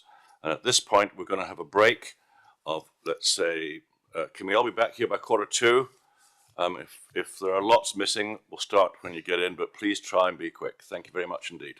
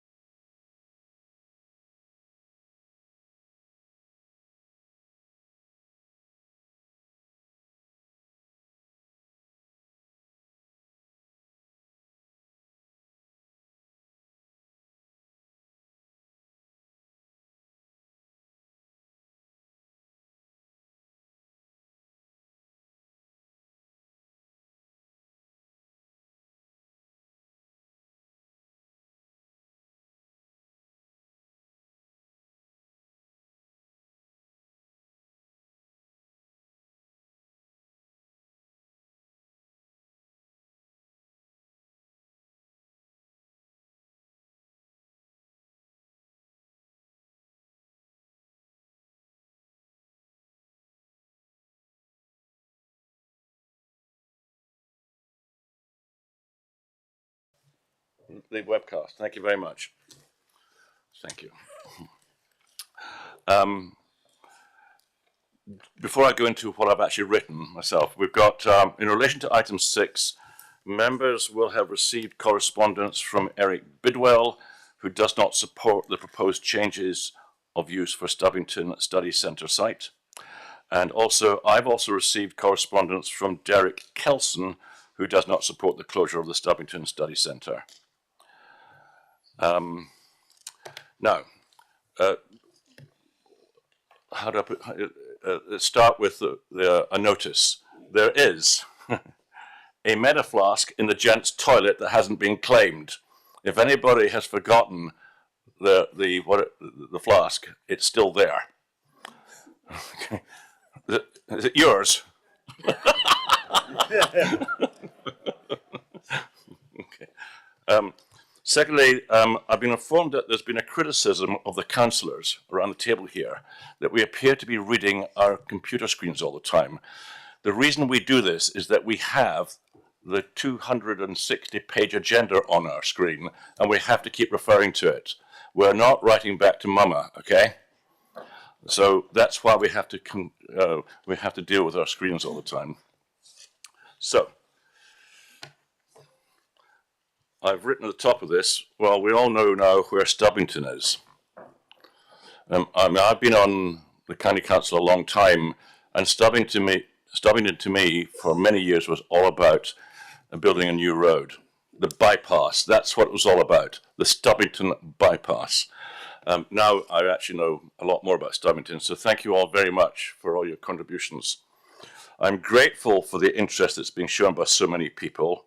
And we are dealing with basically Stubbington Study Centre versus the Swanwick Lodge. Now, I'm aware of the sensitivity of the surrounding both the establishments, and I'm also cognizant of the depth of feeling on both sides. And obviously we haven't had a lot from the other side, but we're aware of the depth of feeling.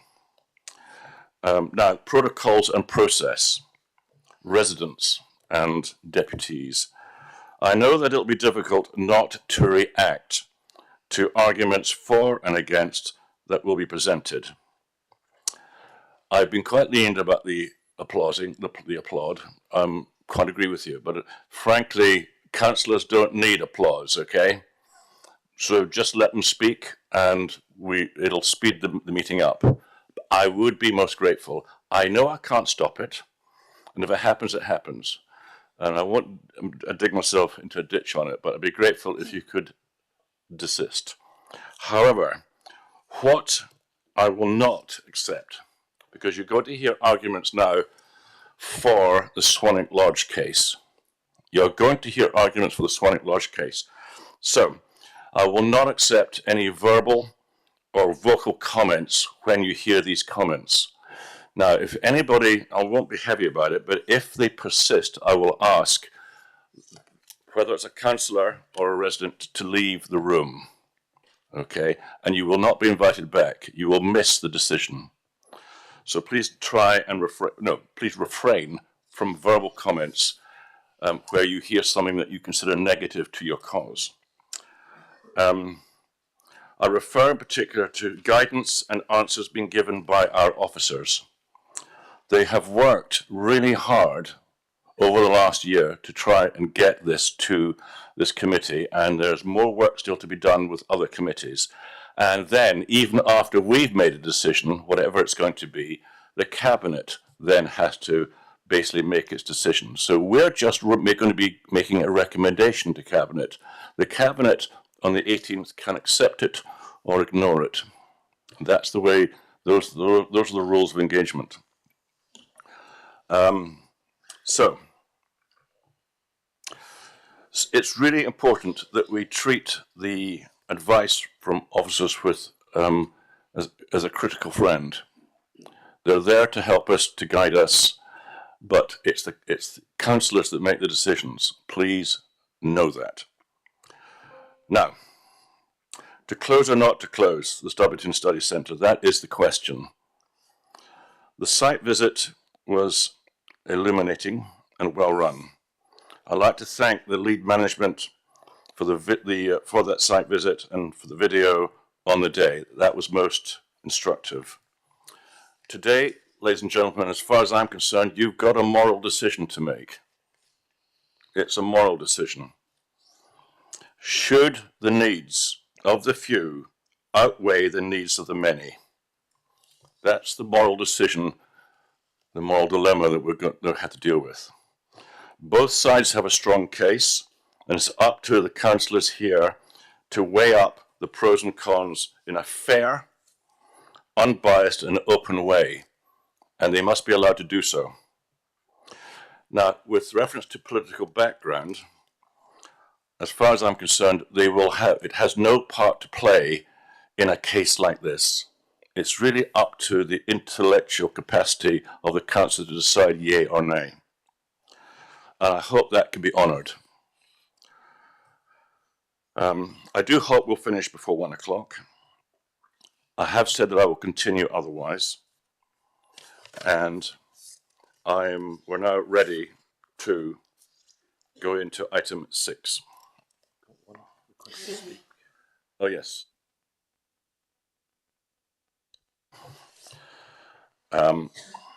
Just a couple of reminders first before I take any notes. Okay. Item 6, proposals relating to the provision of a specialist secure welfare children's home, less the exempt appendices, pages 11 to 254. I will be asking the directors to introduce them shortly. I want to remind you all, please, of the 2 exempt appendices attached to the paper, the contents of which must not be discussed. Now, if there's any problem with that with the residents, I will get our legal expert to explain why. But is it generally accepted that they are exempt and cannot be brought into this meeting? We can discuss it, but we'll have to ask you to leave. Okay.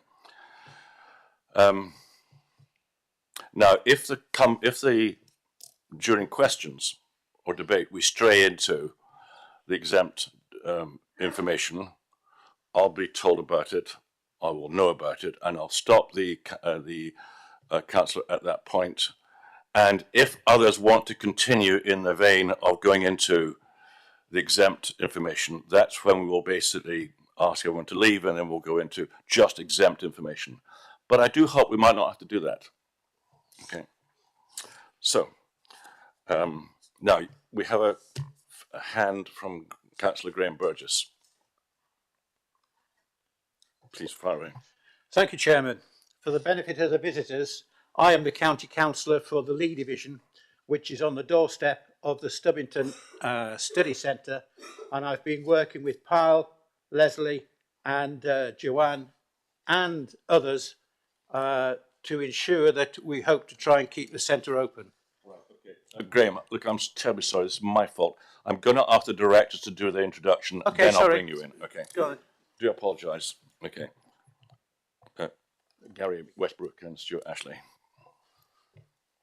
Good morning, just about members. I think my mic just needs sorting. Thank you. Can everyone hear me okay? Lovely.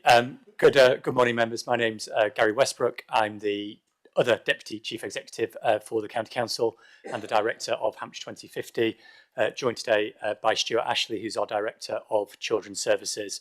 We'll do a joint introduction of the report today, so I'll cover the first bit, Stuart will cover the second bit, and then we're both here to answer any questions as well. So, Chairman and Select Committee, I'm obviously aware that we had our technical briefing in advance of the meeting last week, and members both in that briefing and subsequently have had the opportunity to ask questions. They were all answered either directly in the briefing or followed up in writing earlier part of this week. So I'm not intending to cover much further in this introduction beyond the significant points. The papers here today and the associated recommendations are about unlocking the opportunity to invest in the infrastructure supporting and safeguarding the most vulnerable children in our care, as the current secure facility at Swanwick Lodge, as you'll see within the paper, is reaching the end of its useful and economic life. In doing so, we have been offered the potential to secure at least £60 million from the Department for Education, and have been required to submit a business case by the end of March, so in 3 or 4 weeks' time. In order to meet this deadline and the requirements, the DFE have been consistently clear with us that they require a developable site that is in our ownership and meets a series of defined criteria. We've completed a thorough review of sites, as members will see in the report, over the past 12 months. And members will see from those reports that the only realistic site that we have to put forward is the current Stubbington Lane site, on which the Stubbington Study Centre is located. There is no other site currently available in the timeline as set out by the Department for Education, and no certainty of a future site coming forward. We've therefore consulted on the reprovisioning of the study centre site, which would mean closing the study centre later this calendar year. In doing so, we have sought the public's views on this, and I would like to thank the 5,000 respondents for engaging in our consultation. As members will see in the papers, this has reaffirmed the significant value that our residents place in the educational experiences and provision at Stubbington. Our analysis has indicated that Stubbington does operate within a wider outdoor education provision market, utilised by approximately 80 Hampshire schools, with the vast majority of Hampshire schools accessing and having significant choice of other sites across the county and beyond to effectively deliver the learning objectives for those children. Equally, what we have heard during the consultation is the significant value in education-led outdoor learning provision that currently exists on the Stubbington site. And as members will see from the report, there is a significant new opportunity to reshape our own County Council outdoor offer and replicate the education-led approach to learning at a range of other outdoor centres and venues across the County Council's provision. I'd also like to be very clear, given a number of questions and requests for information we've received from members over recent weeks about the past, current and future financial performance of the study centre. Can I just therefore be absolutely clear that some financial information has been provided to members for contextual purposes only in the exempt appendices.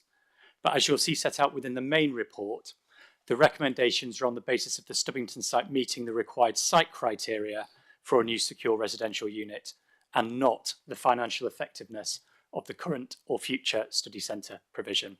So thank you. I'll now hand over to Stuart. Thank you, Gary. Yes, thank you, and good afternoon, members. I'll speak just briefly. Chairman, you mentioned a moral dilemma. I am responsible for both Stubbington Study Centre and Swanwick Lodge. As we've heard throughout the consultation and from children and parents today, Stubbington is a long-standing, highly regarded service that enhances children's lives. A head teacher recently told me that what most children remember from primary school is their first year at school, so year R, and their first residential experience. Something we've heard today repeatedly from people that have spoken. So it's not surprising then, is it, that Stubbington is such an emotive subject? I genuinely do understand that. In terms of Swanwick, Swanwick is judged by Ofsted to be an outstanding secure children's home. It also enhances children's lives, but it goes far further. Swanwick Lodge literally saves some children's lives, and I'm not exaggerating or catastrophising, that's simply a fact. It helps them to overcome experiences no children should have to endure, supporting them to return safely to the community and go on to lead fulfilling lives. I would like to thank Councillors Ford, Hare and Burton for their acknowledgement that a new secure home is needed. It certainly is. However, throughout the consultation, I have heard very, very few people advocate for the cohort of children that will benefit from a new secure home. It's therefore incumbent upon me, as the Director of Children's Services, to do so. In my view, the need for a new secure home is unquestionable. Finally, I would like respectfully to point out to members that you are the corporate parents for the 1,900 children in care. Those corporate parenting responsibilities that come with that are enshrined in regulation and place specific duties on you Of those children in care, those who most need your guidance, your support and your protection are those that will need to spend time in a secure children's home both today and in the future. And I would ask you to keep them in mind through your deliberations today. Thank you, members. Both of you. Are there any other officers who are going to present? Okay. Right. Back to you, Graham. You are the first to put your hand up. Thank you, Chairman. My sort of speech, if you want to say, is related to the proposed closure of the Stubbington Study Centre. I must object to this in the most strongly possible terms. Stubbington Study Centre has provided residential and day visits to primary age children across the county and beyond for nearly 90 years. Each year, the site accommodates about 4,200 children for a residential visit, and a further 1,800 participate in day visits. You've heard a lot of this before, but I think it has to be reiterated. Many of these children fall under the disadvantaged umbrella and therefore are deemed vulnerable, according to the Department for Education. It offers a unique opportunity for children to engage with vital learning experiences from qualified teachers in the fields of environmental science, geography and conservation, opportunities that don't exist elsewhere in Hampshire. Many children who visit the site, as you've heard, will never have seen the sea, stayed away from home, or had their independence and resilience tested and further developed. Therefore, to propose an 18-place secure children's unit in its place feels like a false economy. You would be closing a provision which supports hundreds of vulnerable learners with one which supports just a few. There must be other sites in our great county. The actual site footprint is enormous, accommodating up to 100 children at a time. There are buildings which are let on the site to generate income. One vital fact that seems to be missing in the stringent financial world we're now in is that the centre is self-financing. Closing the centre will leave a massive void for our children in Leon the Solent, as well as those in about 100 schools in the Solent region. Children have been attending for many, many years and benefiting greatly from the experiences they have. There are many parents and grandparents who have found and worthwhile memories of the time at the centre. To me, this decision seems to have been made by those who may never have been to the centre, are only looking at a balance sheet of how to get the finance from the government without logical thinking. I hope that members of this committee also agree with me that the 296-page report does not agree with our thinking. Having only a few weeks' notice to the proposed closure, to get over 20,000 signatures on a petition organised by Lynn Gell, BEM, is remarkable. It shows the depth of feeling there is in the community, and I hope this committee recognise this and reject the proposal. I give notice of an amendment. Do you have a seconder for your amendment? Councillor McAdam, thank you very much indeed. Right, on that point, we need to see the amendment. I presume it's written and you can distribute it. I have some copies. I know, but I'll let him go first. Okay, I realise that. Okay. Yeah, Chairman, while copies are being provided, could it be read out so at least we know what to expect? Yep, read it out nice and clear, please. Members, the amendment is: this committee does not support the recommendation to close Stubbington Study Centre. It also asks the Chairman to write to the Cabinet making the following points. Commend officers for their hard work on identifying sites, emphasises the committee recognises the challenges of identifying any alternative sites within the time frame and the criteria prescribed by the government. Recognise the pressing need for a secure children's home to support Hampshire's most vulnerable children.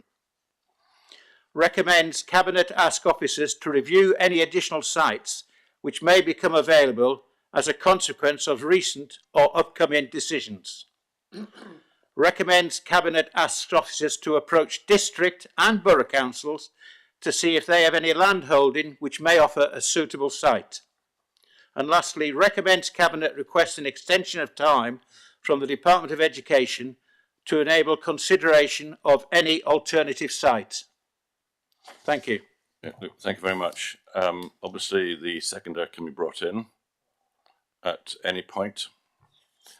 Do you want to speak now? I'm quite happy waiting to the end of the debate and finishing the debate, if I may, please.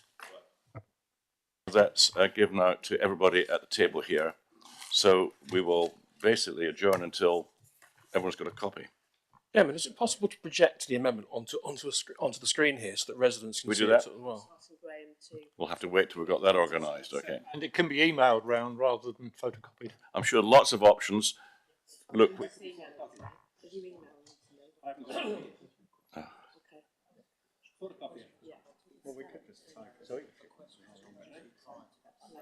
so just all wait, please.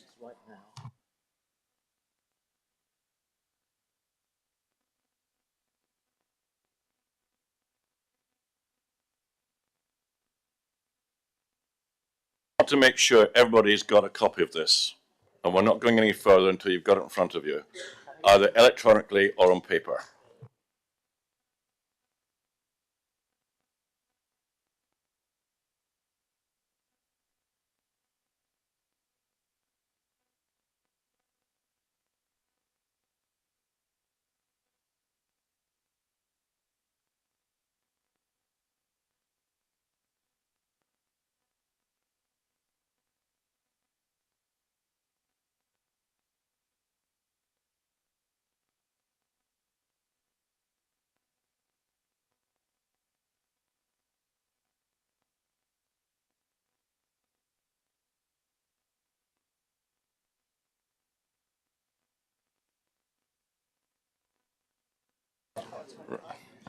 Right, once we've got the amendments in front of you, then we're going to go into questions, because the questions may well be different.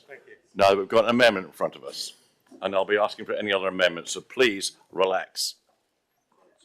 Councillor.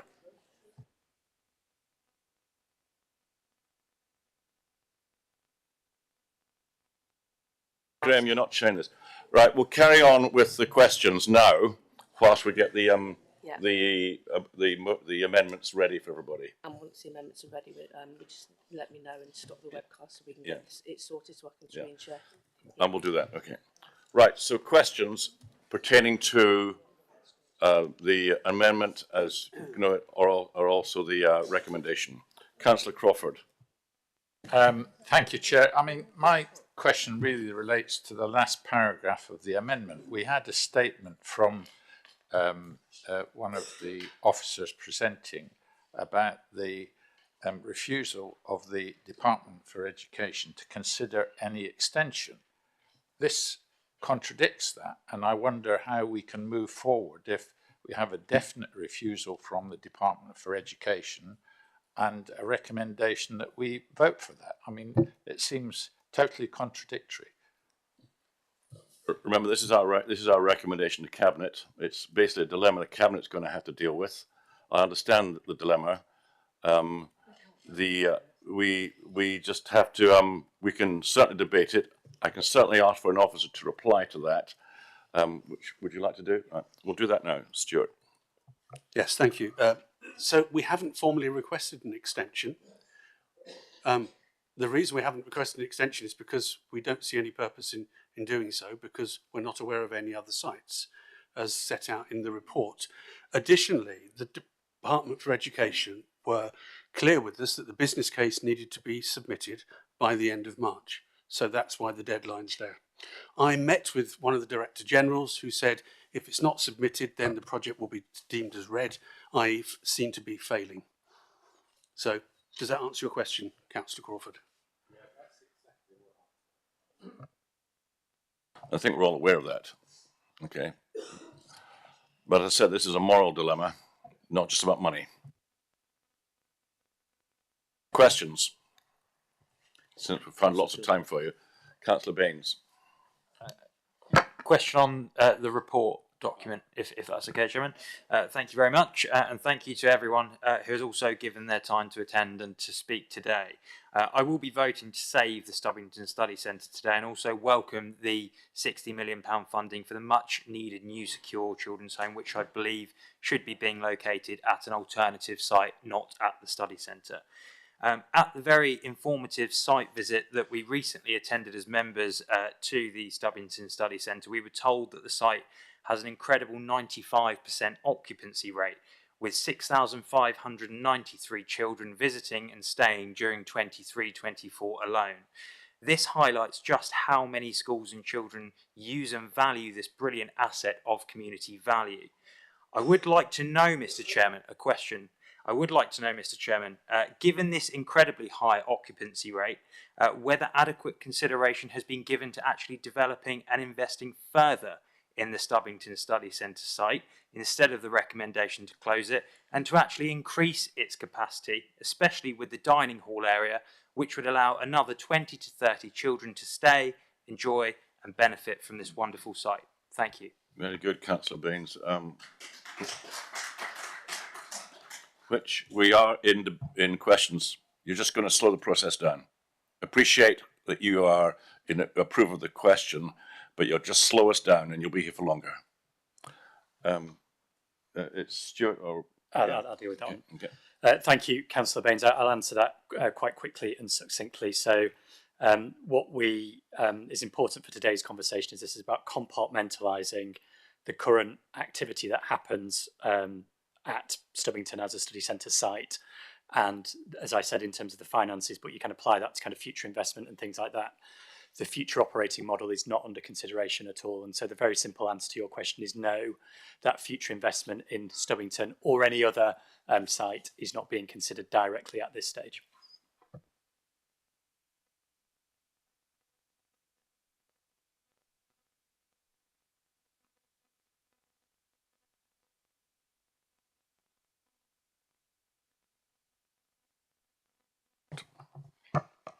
Yes, thank you, Chairman. A question that, because it arose from the some of the deputations, and I don't want it to be a hypothetical question, but the suggestion is that there's a possibility that next week Fareham Borough Council will determine the asset of community value application. I'm interested to know what material difference that might make to our deliberations today, rather than any planning issues later on. Yes, I thought that too. Do we have an answer for that? So thank you, Councillor Philpott, and I'll tread carefully in terms of preempting a potential decision that could or not be taken at Fareham Borough Council next week. So the principle of asset community value can be put on any individual site.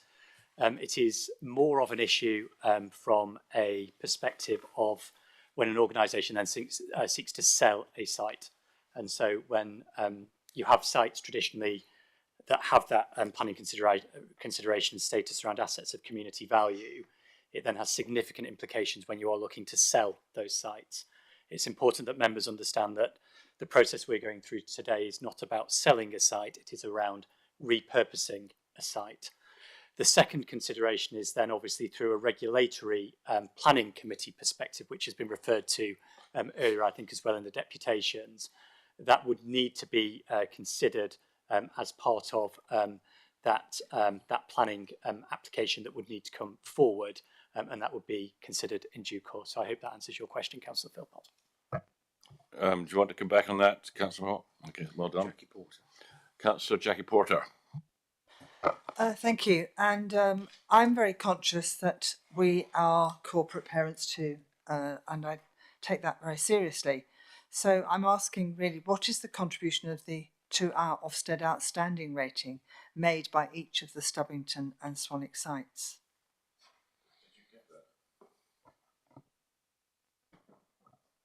Nothing at all. Stubbington doesn't contribute to the Ofsted rating for children's services. That's not inspected by as part of our outstanding judgment. It is a standalone non-statutory service. I presume you want to come back on I this. do. And Swanwick?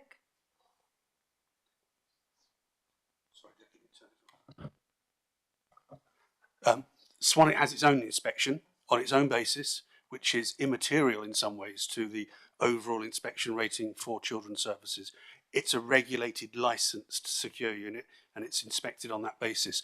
The two aren't complementary or dependent upon each other. I think the Swanwick inspection's about every 3 months. Is that about right? Yeah. No, not quite. Yeah, it has visits and then it has an annual inspection. Yes, may I come back on that? Because I have visited a couple of times, and on those occasions, not every child has been there is from Hampshire. I'm conscious that we're corporate parents for Hampshire, but we're also corporate parents as councillors. So can you tell me what the number of children from Hampshire and Southampton, Portsmouth is as a proportion of the total there over perhaps the last 2 or 3 years? Swanwick. Okay. It would vary between 25-30% would be Hampshire children. There's a reason for that though, and it's important, members, that I sort of explain this. That doesn't mean that there aren't other Hampshire children in other secure units across the country, because there are. There were 4 last year. One of the considerations that we have to give in managing, remember, these are very, very traumatized and damaged children, very sad situations, but you can't put too many with the same, shall I say, needing the same treatment together, because of course it can impact on each other. So we have to, the matching is a really, really important consideration in placements. So we have children from other local authorities placed in Swanwick, and Hampshire has some of its children placed in other local authority secure units. But, and this is absolutely critical, and this is why the DFE is wanting to invest, the reality is that on any one given day, there might be 1 or 2 vacancies across the 14 secure children's homes, with up to 40 local authorities looking to place children in them. So there is this constant churn of children. But either way, there are not enough beds. And that's why the investment in a new secure children's home is so welcomed. At the moment, I have between, and I don't have the exact number, I'll say between 10 and 14 children who I would want to place in a secure home, but there are no beds for them. So we seek a deprivation of liberty order through the court, and we try to manage very high risk situations in the community. And every day we are applying just the same, just like the other local authorities, for a secure bed, and there aren't any. Are you okay with your question being answered? Okay. Councillor Wallace. Thank you. Obviously, all of us councillors had a good opportunity to ask questions at a previous review, so thank you for that. But one I asked, I didn't think had been answered, and I think it was just overlooked. So if Stubbington doesn't get converted to a secure children's home, will it be closed anyhow?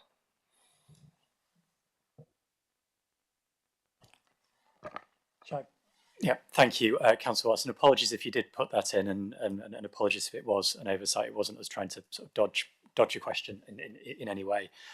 So I can't answer that. So there is no predetermined view around whether Stubbington should continue, as Councillor Baines has said, been invested in, or be closed. So can't answer that question for you in terms of any future look at maintaining as is, investing or closing into the future. Back to you. Done. Thank you, Chairman. I recognise that the report before us today presents us with a dilemma in the lines that you said of choosing between the few and the many. But I don't accept that notion. I totally accept our responsibility as corporate parents to the children who need the secure welfare site, and I equally accept the needs to keep a facility like Stubbington open. And I think the mark of a good council is how it keeps such facilities alive during the tough times and doesn't just go for the easy option of closing them to solve a problem. My question is going back to the issue of land owned by Hampshire County Council versus land owned by others, such as district councils or other landowners. The report explains the reason that couldn't be pursued was because the government grant won't fund the purchase of alternative land. But we know that if this happened and alternative land was purchased, we would then have an old Swanwick site to sell, which could then refund some or all of the money that was spent to buy the other site. So I hope during this we will open up the option of looking at other sites. But my question, and I needed to put that context, is bearing in mind what was said earlier on about the status of this project at government level going red if we didn't meet the 31st of March deadline, are we saying that the government would then say, well, in that case, we're not going to build any of these homes anywhere? Or is it that what would happen is this particular issue would go red, and then the government would need to look again to us and to anyone else who could put in a bid to provide that facility? Or are we saying that Hampshire would be forbidden from doing so? Thank you, Chairman. Before I bring an officer, well, that's really a political question, actually, more than anything else.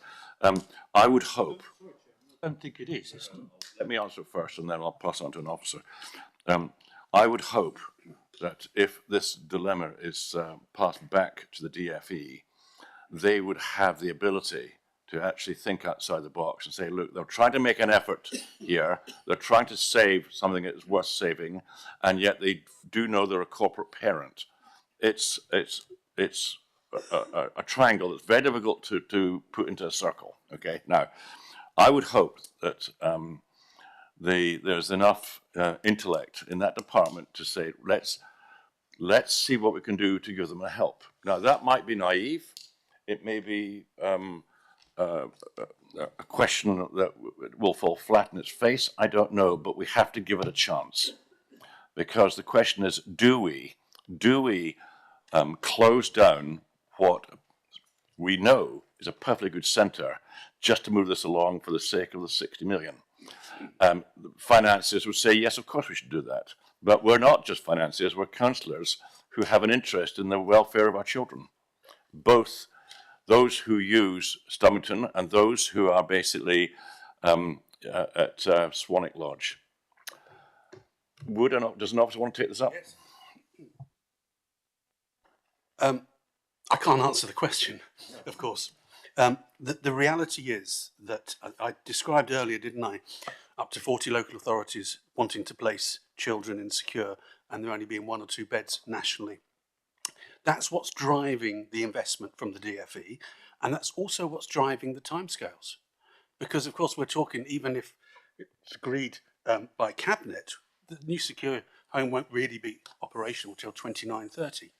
So already we're losing time, and we've had this for a year. And there may be questions about that, but we've been aware of it for a year and looking at sites. So the DFE, they could well walk away from Hampshire.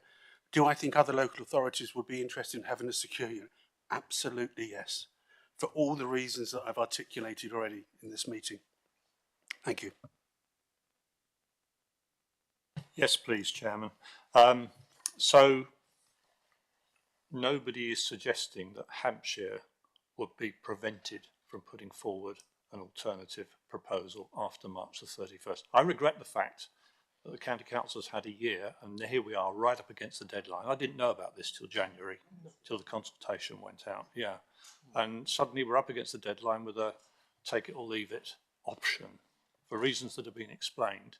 But nobody is suggesting, I just want to be clear, that Hampshire will then be prevented from putting in an alternative bid. I'll see. You're absolutely right about the lack of knowledge. But I go back to the state that I hope that the messages that we're going to send back, and it depends on what the Cabinet's going to say, not us. Okay, we're not the end of the chain. We're just halfway through it. That a discussion will take place in Cabinet about contacting members of Parliament, contacting Secretary of States for whatever, and to actually have a discussion with the DFE, a sensible discussion about how to use this money wisely in Hampshire. Okay, but we've got to do our best for all the children here.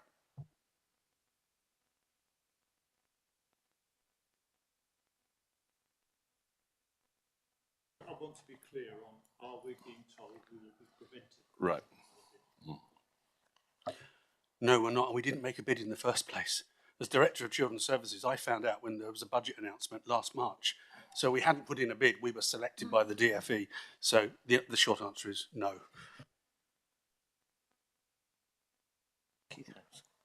That was debate, Chairman, not a question. Not a question? Okay, bring him in there. Rob McCarra, is this a question? No. Stuart, I'm going to ask exactly the thing you sort of just replied to. DFE, and I'm looking at paragraph 40, DFE clearly went through a process of selecting Hampshire for the potential site, and if you just said without consulting us, is that correct, that the DFE blindly decided Hampshire was the place to put the secure home, or was there a process that went on? And can you explain what that process was and how we were involved? Because the key issue here is site selection. And just trying to understand why the DFE decided blindly that Hampshire had a site, which we may or may not have, whereas all the rest of England and Wales didn't have sites, given the need for these homes throughout the entirety of England and Wales. Thank you. I'd like to say it was as systematic as we would want it to be, but it wasn't quite like that. So over the years, and since 2011, I think DFE has pumped in £8 million to keep Swanwick Lodge going. New doors, new heating, etc. But it's rapidly reaching end of life. So they were aware of that. And at the same time, they were aware of the increased demand nationally for secure beds. They have confidence we were running an outstanding secure home. We build lots of schools in partnership with the DFE. So our relationship with the DFE is very positive, which is why they then selected Hampshire for a new secure unit. At the time, there wasn't discussions about sites because we didn't know about the limitations on the current site. Back to you, Rob.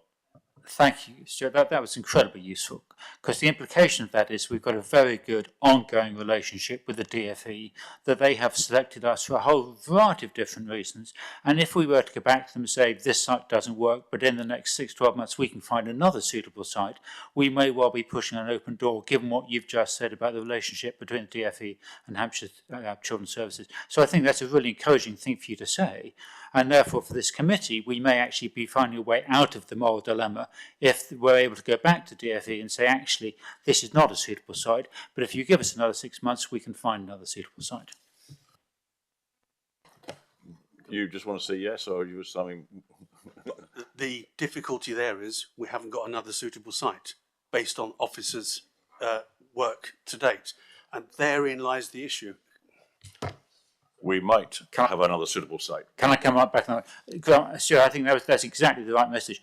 On efforts to date, we haven't, maybe there are other sites owned by districts, towns, parishes, landlords, whoever in Hampshire, that I think that actually the officers have done a great job looking at our sites. It may well be the site is not owned by the county council, and therefore a wider search may end up with a different site that doesn't have the implications for a moral dilemma that we were facing today. Thank you.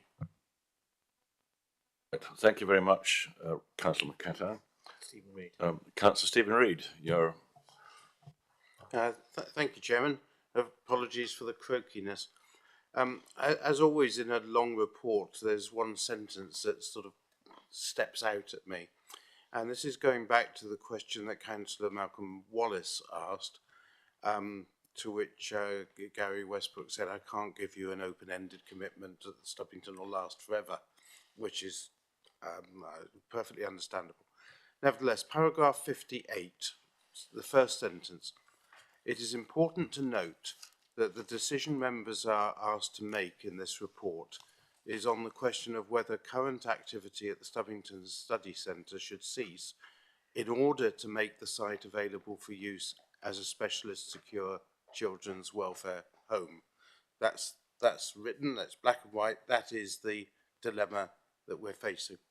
So the question that I want to ask very precisely is, if the Swanwick Lodge rebuild on Stubbington hadn't come forward, would you have been making recommendations to the members now on the future of Stubbington?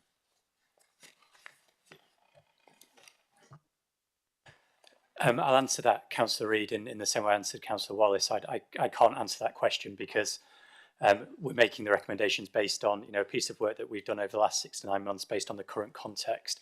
Clearly, as a county council, we are on an ongoing basis across all of our services, whether it's directly related to outdoor centres, study centres, or anything else we're doing, taking that ongoing assessment around the most efficient and effective and future viability of services at any one time. So you're in a way asking me to answer a hypothetical question that I just can't answer today.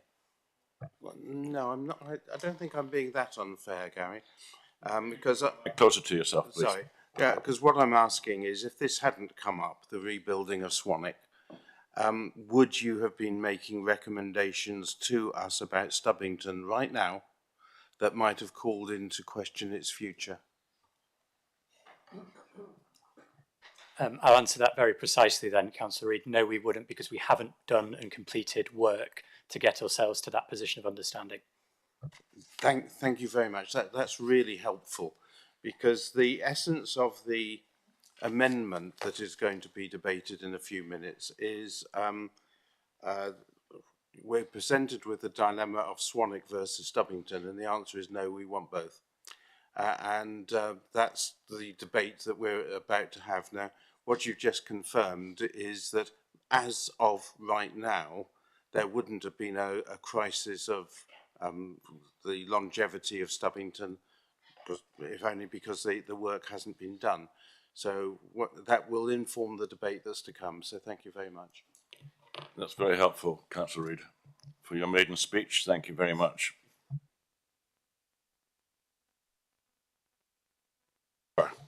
Vice Chairman. Thank you, Mr. Chairman.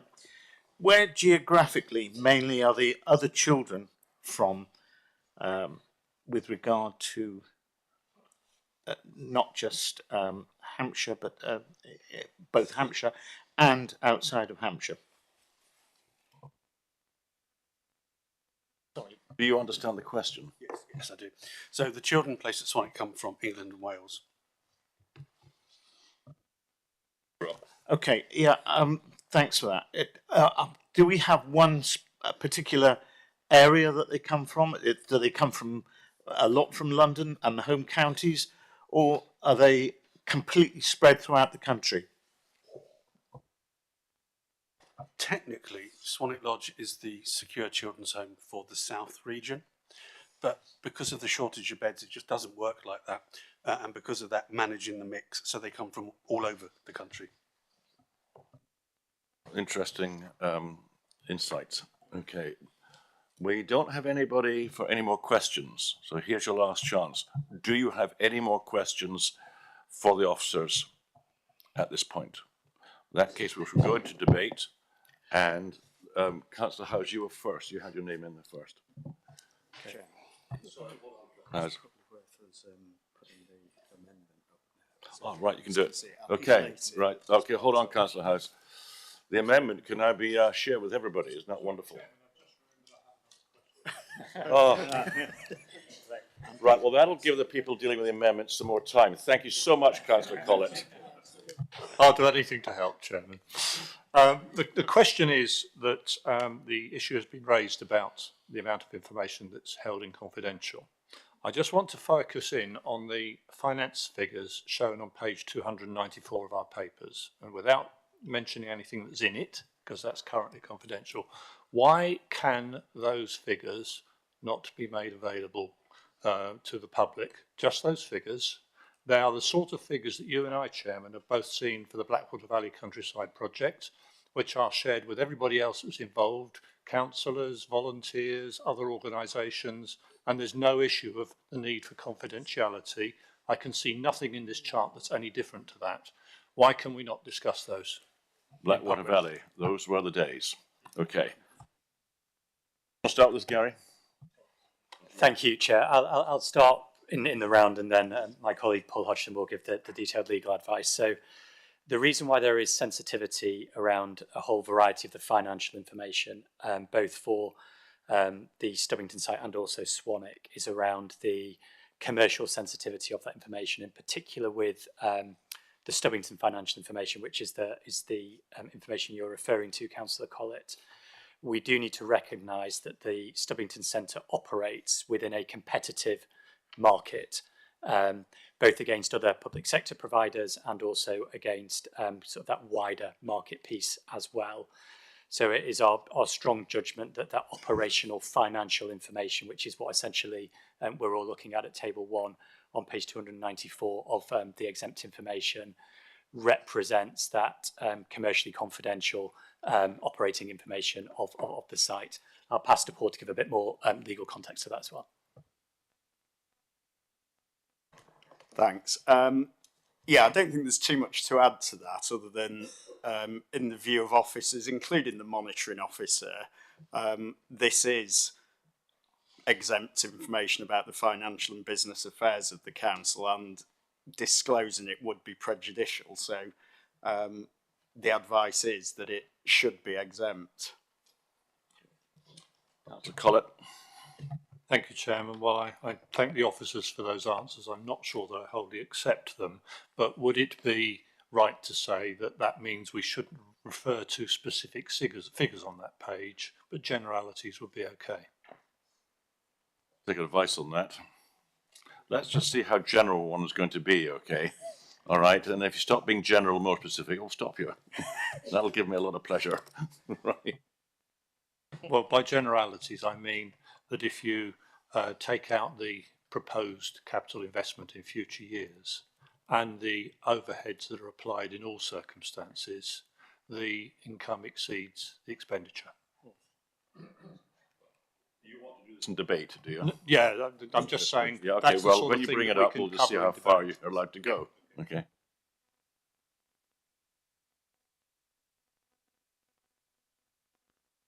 This is questions. Your own questions? Come, right, okay. Simple question, two simple questions. Number one, you said in the report that Swanwick Lodge is 30 years old and is coming to its end of its life. When was it built? That's question one. Question, okay.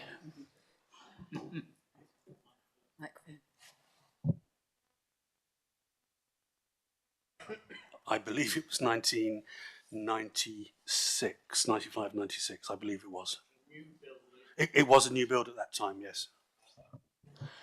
Second question, it's coming to its end of its life.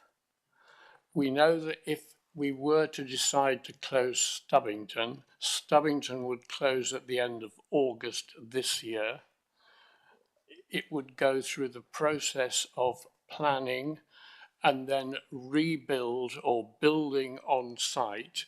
Can you confirm that Swanwick would remain open and operative until 2030, when the new building had been completed? Yes, that's the sort of quid pro quo for the new investment. We would need to retain our staff, we would need to keep our children safe, etc. So the answer is yes. You're now satisfied. Okay. For the last time of asking, are there any more questions? Yeah, thank you, Collett. Sorry, Councillor Collett. Right, we're going to go into, look, are we ready to show the amendment? Yes, we just need to stop the webcast. How long do we need? Right, a couple of minutes to adjourn to get to get it on screen.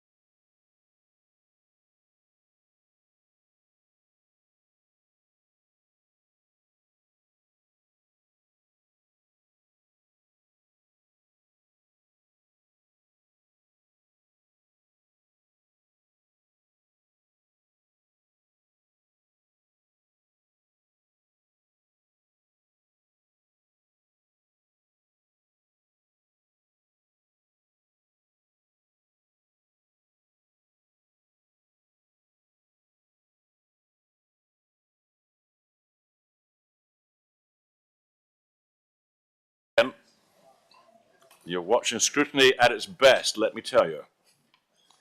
Now, we have got the amendment in front of you. Difficult to read, but look, I'll read it out for you, just so that you, because I'm also going to ask again if there are any other amendments. We need to know them now.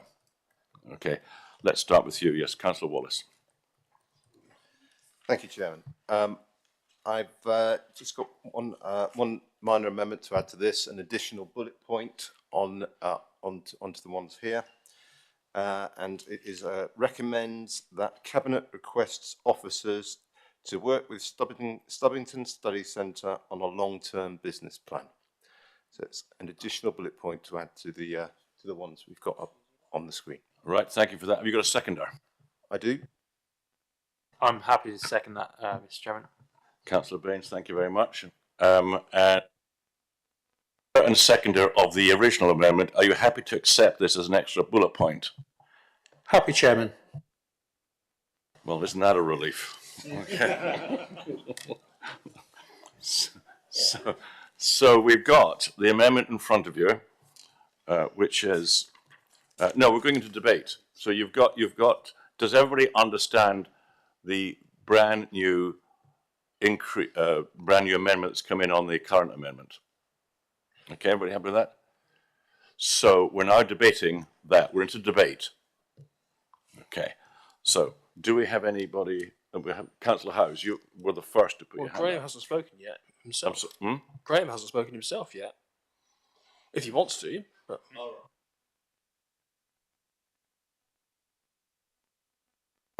Right, Councillor Burgess and McCarthy, if you'd like to now present your case for the amendment. Well, our case is quite simple, that we believe that the committee does not support the original recommendations of item 6. And we then had the amendment that we asked the chairman to write to the cabinet making the following points. Those bullet points are there, which we agree with, and the last one added by Malcolm and Brad to it, we're quite happy with that.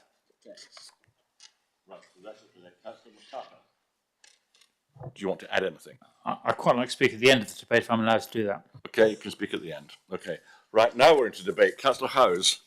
Thank you very much, Chair. I just didn't want to usurp Graham's opportunity to say anything additional to what was on, you didn't, on the Howes. amendment. No, of course I didn't, because I'm too polite to do that, Chair, and you know that. I'd like to think that we could use this experience as a learning opportunity for the council on how not to do something. I really do think that we shouldn't be sitting here in this room this afternoon with all the pain and anguish that we've put these residents and these young people through, because I think it could have all been avoided. It really could.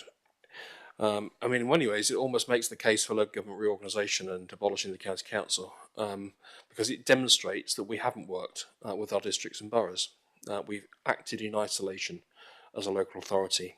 And the proposal is pretty clearly an act of social and educational vandalism, given the many, many hundreds, thousands of children and young people who've benefited from the Stubbington experience. And I didn't go to the site visit because I've been to Stubbington before. My children have been there, my grandchildren, some of them at least, are old enough to have been there. There are still a few more, hopefully, will have the opportunity when they're a little bit older.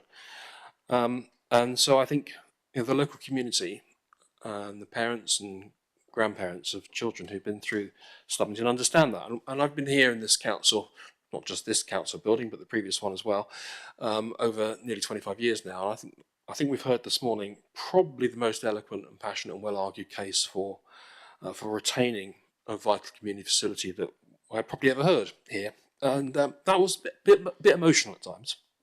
And I think we probably all felt that at different points.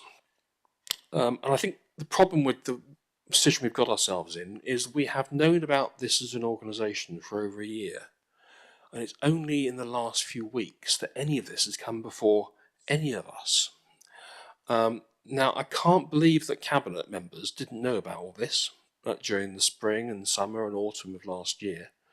So I think there is a real question about the political leadership that's let this situation arise and let this get in front of us, because there were so many opportunities to do things differently. We have only looked at some county council sites. I'm not going to go into the detail of the exempt paper. We've only looked at some county council sites. We haven't even looked at all county council sites. When I asked in the briefing for information about some other county council sites, I was told I'd be given an answer, and I haven't been given an answer yet about those, in terms of those that are in the countryside estate. And I just don't understand why that's the case. I don't understand why I even had to ask the question, let alone why I still haven't got an answer to that question. So we have that series of issues. We then have what I think can only be described as the Putinesque secrecy of the exempt paper.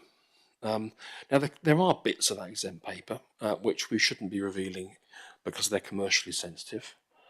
Small bits of that paper, actually. And when I asked why couldn't the paper be published but redacted, which is what most councils would do, so the residents could understand what on earth was going on, I was told, no, it can't be done. Well, of course it could have been done, but it was obviously politically convenient or administratively convenient for it not to be done, and for all this stuff to be kept secret and away from the public, with those of us around this table having access to it, but gagged so we couldn't pass it on to the local community. And I don't think many councils would operate in that way. They really wouldn't. Certainly my district wouldn't. And I know from talking to other district leaders that their districts wouldn't either. So there's something wrong about the culture of secrecy around this council, let alone the issues around why it's taken a year to conclude that, having looked at only some of the potential sites, we still haven't got an answer. Why haven't we spoken to districts and borough councils? Where's the political imagination that could have said, let's look at a land swap with one of our partner organisations? When Ken Thornbull was leader many, many years ago, I had the pleasure of working with him one Christmas Eve on a land swap that preserved a school in Hedge End. In return for a bit of land the county council owned, the borough council would make a planning exemption to help the county council. And that kind of joint working collaboration clearly could have been happening over the last year on this package, but it hasn't been. So that's the land swap answer. There's also the planning exemption answer. We have got a clear demand to provide a new secure education unit, and I think it should be in this patch.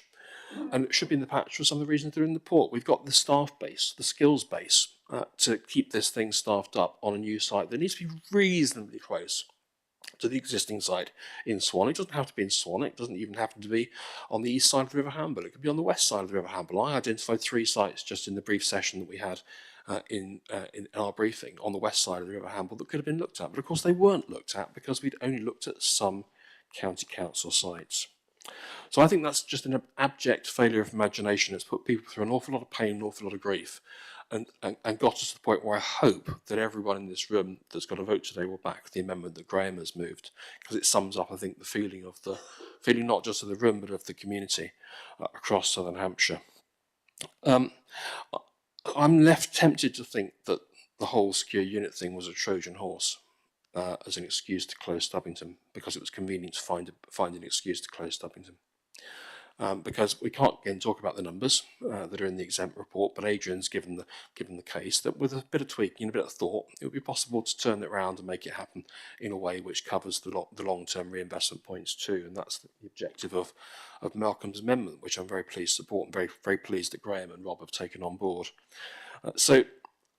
The fact we couldn't even get a straight answer, and Gary tried really hard, I'm not knocking Gary in that sense, we couldn't even get a straightforward answer to, well, have we considered if this would close anyway? We danced around the edge of the topic because we haven't had the political leadership to try and work out how on earth we can actually have both the needs of the many and the needs of the few. And I always think we should be striving to make sure that we meet the needs of the many, but we've also got to meet the needs of the few as well. Absolutely vital we do this.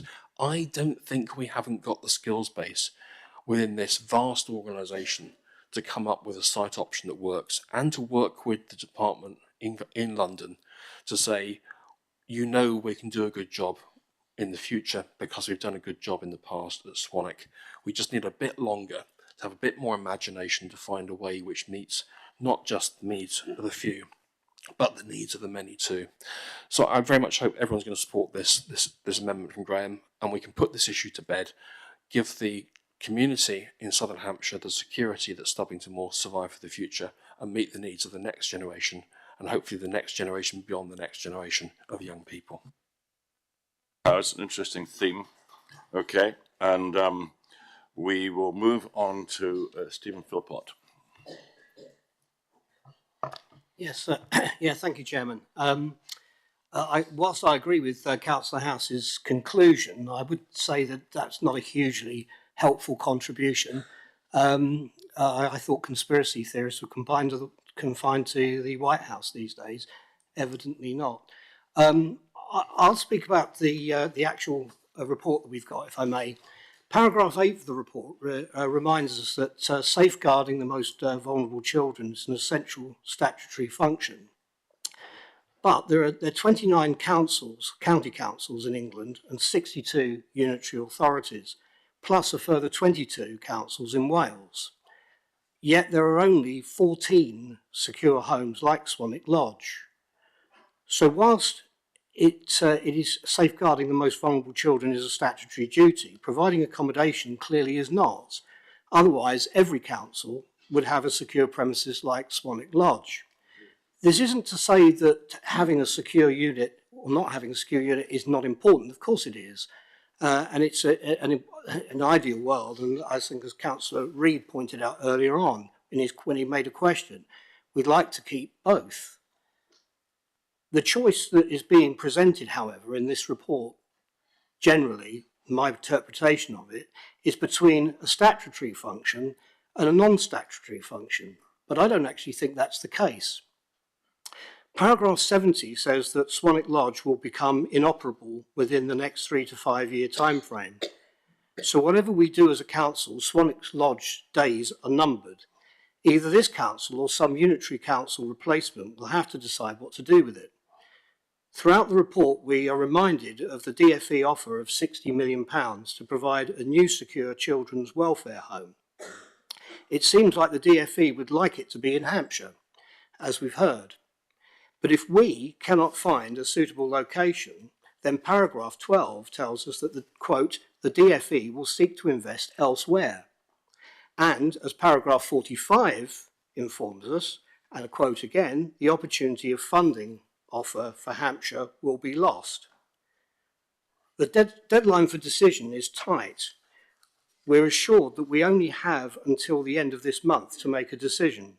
Otherwise, the £60 million will go somewhere else. So it's an important question that we have to ask ourselves. What is the opportunity that we will be losing? And is deciding not to pass up the opportunity worth the loss of Stubbington Study Centre? The choice we're being offered is Hobson's choice. Either we get a brand new facility for vulnerable children, or we keep the Stubbington Study Centre. Even at this late hour, the question is, can we have both? And that is what the amendment, I think, is driving at. The officers have assured us that they have hunted high and low, and there's not one place anywhere in Hampshire's 1,450 square miles suitable for a unit to accommodate up to 17 vulnerable children, except for the Stubbington Study Centre. So if we were to pass up the opportunity of the £60 million from the DfE, then we would, as paragraph 72 reminds us, be at the mercy of the, quote, private market. Whilst it would seem that sending our vulnerable children elsewhere in the country would incur greater expense, it would only be placing us in the same position as around 90% of other councils in England and Wales, who have and share the same statutory duty. And yet we're told in paragraph 62 that financial considerations were not relevant to the selection of Stubbington. I don't accept that for one moment. Financial considerations are always relevant. Indeed, paragraphs 20 and 21 speak of reprovision and reshaping of provision.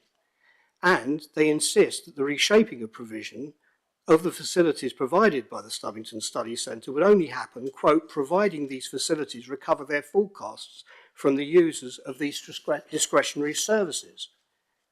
So what do? Do we lose our secure welfare home, or do we lose the Stubbington Study Centre? unless the Cabinet can come up with an alternative site that hitherto has not been considered, or one of those listed in the exempt appendices is revised and reconsidered, then this is the choice that the Council faces. I think this falls into the category of what politicians call a difficult decision. And there is not a right or wrong answer. I'd like to thank the officers, although they're not that seems to be in short supply, for the work that they've put in on this, because clearly they've put in a huge amount of work. I can understand why they've drawn the conclusions that they have, but they do not make the final decision, and neither, by the way, do we. That will rest with the Cabinet. But the leader and the Cabinet want to know what we think, and on balance, I've concluded that the greater loss would be the Stubbington Study Centre. So therefore, I will not be supporting the recommendations, and I will be supporting the amendment. Well thought out, and thank you very much for your contribution there, Councillor Philpott. Juliette Henderson. It's got a T in it.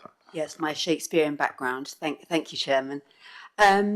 First of all, it is a huge credit to our Children's Services team, all the staff, to Stuart, Steph, all the people involved in Children's Services, that we have an outstanding rating. We can't take that for granted. We should all be incredibly proud of that. So thank you to all of the Children's Services team. We all take our duty as corporate parents seriously, and I'm very aware, having visited Swanwick, that it's reached the end of its life. And these are the most vulnerable children. I've heard things that I've never expected to hear, experiences they've been through, and it is very clear we have a duty to look after these vulnerable children. Officers have worked incredibly hard to a very tight deadline, but I am really hopeful that with our outstanding rating, were we to go to the Department of Education, ask for a brief extension whilst we found an alternative site, I think we might meet an open door. I'd also just like to thank everyone who made a deputation today. I don't know if you remember, Councillor Glenn, but with your encouragement in 2008, as a young mother, I made a deputation against a nursery school that had a huge outdoor bound facility. And I remember shaking like a leaf. So I take my hat off to you all, because I didn't see any shaking. If you were shaking, you hid it incredibly well.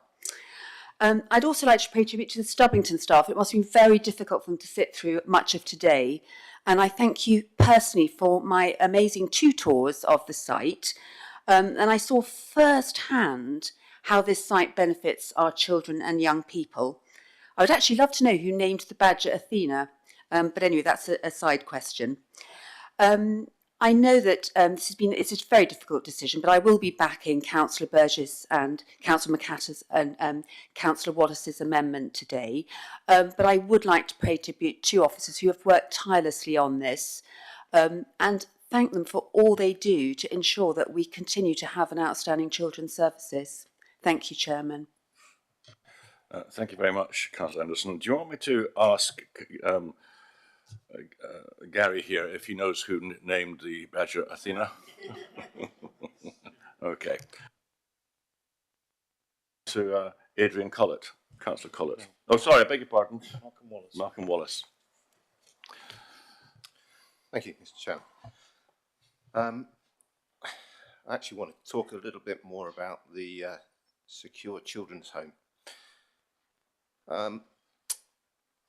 You shouldn't underestimate how important this facility is for children in our county, who are going through some very dark and difficult places. Sorry, who often through no fault of their own are in a very dark and difficult place. This facility is essential, and we've talked a lot about Stubbington, but we haven't talked enough about the Secure Children's Centre and how important it is. And I hope everybody in this room today will appreciate how important that centre is. It's a shame we're in this position, but that we're in today. We've talked about that already. but we shouldn't forget the people, all sides of this, who are going to be affected by what we do today. However, from my point of view, I saw the analysis. I think I appreciate all the hard work that the officers have done. However, one angle that I think was missed was that the analysis was approached from one direction, one angle only. How do we get a new secure children's home? And we didn't look enough. We didn't include the impact of what is the impact of taking. For each site, we didn't look at the impact of what a wider impact that would have of taking that site out of service. And one of the things that this whole exercise has done has really highlighted what an excellent facility Stubbington is and what a loss it would be to the community. We've had some amazing. Many of us have had a chance to visit the site in person and see it. And this was complemented by the deputations today, where we heard about how lives have been changed at various levels. Now, there's no direct responsibility on Hampshire to provide these services. Therefore, they need to be at least cost neutral. And with all the financial challenges that Hampshire has, that's a really important consideration. And that's why I introduced the amendment. We really want, if we're going to save Stubbington or Centre, or if it was going to be saved in the coming days when it goes to the Cabinet, we really need, alongside saving it, we need an action plan on how it is retained long term. So, yeah, that's the reason for the amendment, and which I'll be supporting today. Thank you. Excellent. Thank you very much indeed. Councillor Jackie Porter. Thank you. And I echo Malcolm's comments about the Swanwick Lodge. I don't know the child's name, and I can't remember the year it was, but a young man, I asked him how long he'd been there, and he said a long time, and the adult with him said 3 months longer than he should have been. And I said, why? And the little boy said, because no one will have me. Can you imagine being a person who knows at 12 that no one wants you? That, I think, that must be probably a decade ago, but it made such an effect on me. But the southeast of Hampshire has one of the highest levels of deprivation in the county council. But if Stubbington closes, there will be no other children's outdoor centres in that area. Instead, there'll just be a unit of secure accommodation instead.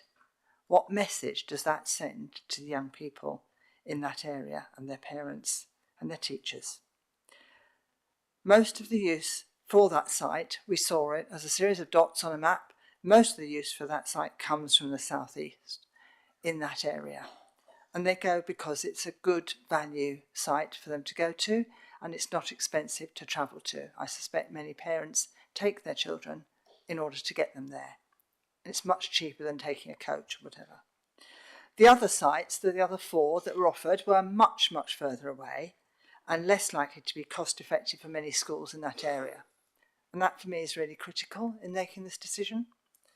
So closing the facilities at Stubbington and moving to other sites would cost money unspecified in this report and not necessarily provide the same quality of experience for the children or the quality of educational support from a body of outdoor educators working permanently at Stubbington. There will be people taken into those other countryside sites. Asked about the number of children from Hampshire who are at Swanwick Lodge, about 25 to 30% was the answer. I was going to go into the detail of the 14 sites, but Councillor Philpott, I think, has rehearsed that argument really well. We know that we have a responsibility as corporate parents, but we know that there are facilities.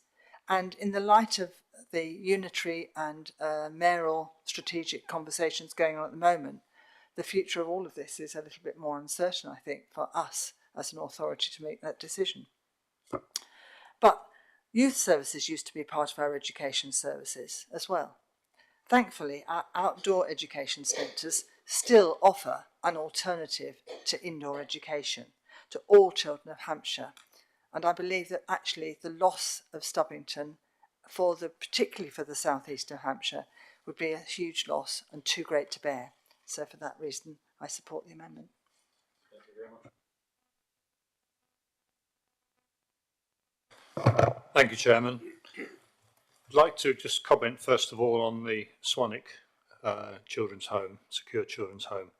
And while it is not something that we are statutorily required to provide, just like we're not statutorily required to provide Stubbington, I think it's something that from everything everyone has said today, both are very valued, important facilities. And I'm aware, I can't improve on what others have said, but I'm aware that these are vulnerable children who are at risk of harming themselves or possibly harming others. These are not criminal children. They are children who deserve our care and support so they can get back to a decent life. And it's a really, really important facility that's provided. But so is Stubbington. And I think when I'll be careful in what I say, Chairman, but when the sort of criteria we saw in the confidential papers for the site search were put together, if there had been an additional column that said, does this site result in the loss of a valuable facility, the red, amber, green would have been a completely different outcome. And that would have been, I think, a very useful part of the thinking process. The deputations today have been, I think they're the best set of deputations I've heard on any subject in my time on the County Council. Well researched, well put together, and really convincing in the points that they made. And from the site visit we had a couple of weeks ago, for those of us that were able to get there, and thank you, Chairman, for making sure we had that opportunity, I was blown away. I'd never been to Stubbington before, to the study centre. I was absolutely blown away. 7 ponds in the site, each of which are used for different purposes. The longhouse, where the children could sit in there and discuss the issues of the day. Accommodation for 100 children of a good standard, that the sort of place you want to see, how you want to see them looked after. The earthquake zone, the absolutely challenging nature of that, and the experience that would give to children they wouldn't otherwise get anywhere else. The letters of thanks pinned up on the wall, dozens of letters of thanks from children who've been there, pinned up on the wall explaining how wonderful their time there had been, and fully accessible throughout the site. So no matter what your physical needs are, Stubbington is there for you. It was lovely to see. And one of the things that really struck me was just how much money has been spent over the years investing in those facilities. And that's another reason why we shouldn't be closing it down and throwing them all away. That'd be an absolutely dreadful thing to see. Now, I had a copy of a letter that was sent to the leader, Nick Adams-King. I'm glad he's with us here, still here, by 3 of our former officers. Stuart Nundy, I think a number of people will remember. They may not remember Steve Poynton or Damon Oliver, but they're all Children's Outdoor Activity Centre former senior officers pleading with us not to close Stubbington. I won't read the letter out, it's 6 pages, Chairman, so you'll be pleased to know that. But the sort of arguments they were making are exactly the sort of arguments that have been made today, both by the deputations and by fellow members. I mentioned earlier on the figures, and I will be careful in what I say, but if you take the 2 elements that I mentioned, the future capital investment costs, if Stubbington was to close, part of the case was that investment would be made elsewhere to provide alternative. So you wouldn't save that capital money by closing Stubbington, it would be spent elsewhere instead. The overheads, it's a good financial discipline that you apply a level of overheads to all the things that you charge for. Of course it is. But if you close it and don't have Stubbington, those overheads still exist. So they just wouldn't be funded by Stubbington anymore. And when you take those 2 away, every single year, Stubbington makes a surplus. So there's no budget saving here, probably quite the opposite. Chairman, I think we're all very clear on where we're going on this, and I fully support each part of the amendment that's before us today. I hope the Cabinet have heard very clearly both what we have said and what the deputations have said and will take this on board in the spirit that scrutiny has a really important function and has come to a very clear conclusion today. Thank you, Chairman. Thank you very much, Councillor Collett. The fact that we've got 5 cabinet members here, I've never known any scrutiny committee to have 5 cabinet members listening in to a discussion like this, says a lot about the interest the cabinet's taking on this subject. Stephen Reid. Thank you, Chairman. I shall be brief, I think. One of the things that I didn't like in this debate was how it was characterised as the many versus the few, the interest of the many versus the few. The few being the residents of Swanwick Lodge. I think we should make the point to ourselves and drop that language, therefore, that it is... I think the expression was outweigh, actually, yeah, not versus. Outweigh. I think we should drop that language because it is in the interest of everybody that our most vulnerable children are given the opportunity to turn their lives round and become good citizens of this country. So it isn't, in my mind, the interest of the many outweighing the interests of the few. It is very, very important. My feeling on this report when I read it, and the debate as I've heard it, is that the officers had come to a conclusion and the information in the report did not, to my mind, justify that conclusion. I think it would have, in Scottish legal parlance, been not proven. And the amendment that has been put forward by Councillors Burgess and McAtter has said, we don't want to choose one between the other. We want both. Go away and think about it further. Now, I think we should make it quite clear to the interested parties watching that that is a go away and do some more work, rather than there's obviously an answer, because we haven't heard an answer round this table. But I think as a scrutiny committee, we do absolutely right to say that this case is not adequately proven and further thought is needed, and that's why I'll support the amendment. Councillor Reid, and the quote is, should the needs of the few outweigh the needs of the many? Just to get it right, wasn't my interests. Okay, and over to you, Rod. Thank you, Mr. Chairman. It's been a very, very interesting debate, and the deputations have been absolutely fantastic. So I also would like to comment on the youngsters that presented this here this afternoon. Very eloquent, very professional, well done. With regard to Swanwick, there is an absolute need in my mind within Hampshire for a facility of this nature. But thinking a little bit deeper about it, you have to ask yourself completely separately, is Stubbington the right location for it? I asked the question about the location of people that are in Swanwick, and it was identified by my colleague here that it is a facility for Hampshire, essentially, but also for the South East.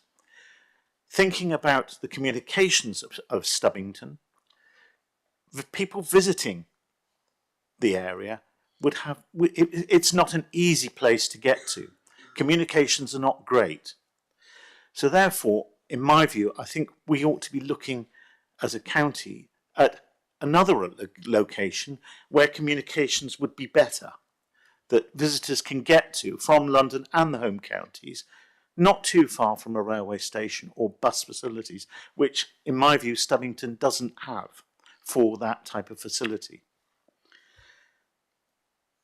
Thinking about Stubbington itself, to my mind, it's a very, very important place for the 6,000 plus youngsters that go through it every year. And as far as the future of Stubbington, one thing that was abundantly clear that when we had the site visit, that the figure of 95% occupancy, and I presume that's during school term time, is a fantastic achievement.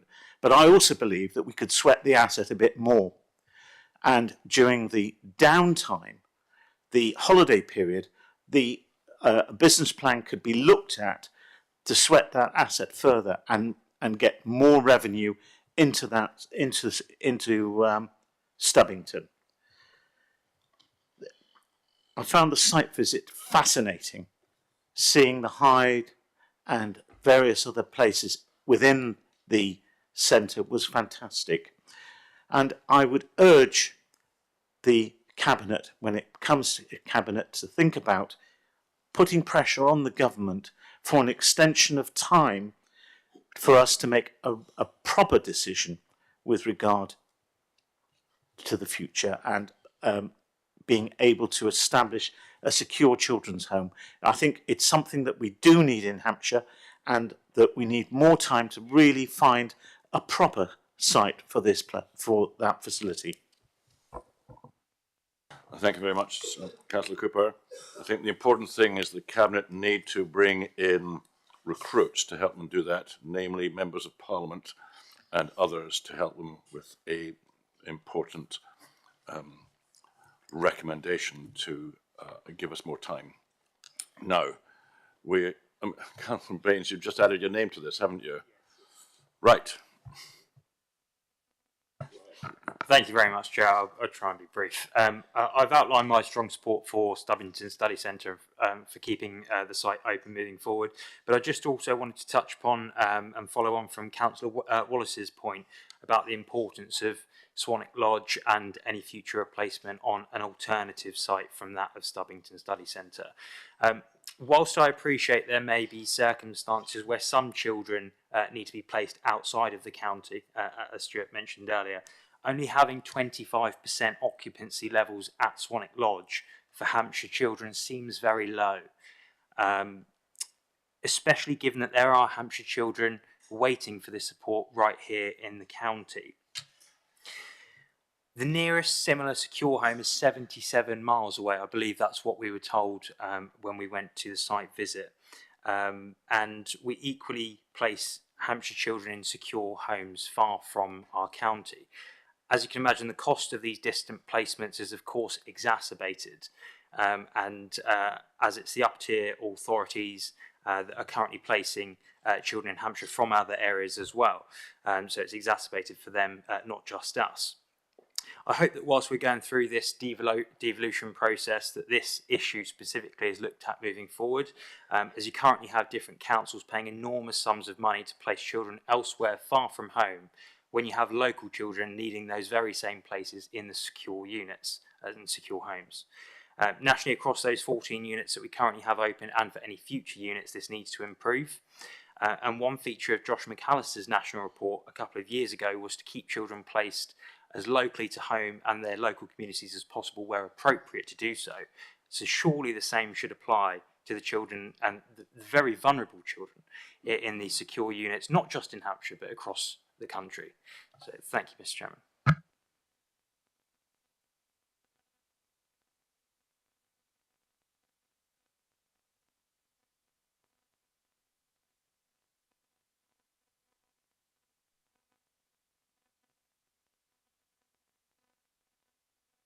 Thank you for that. Well, I'm delighted that we all seem to be supporting the retention of Stubbington.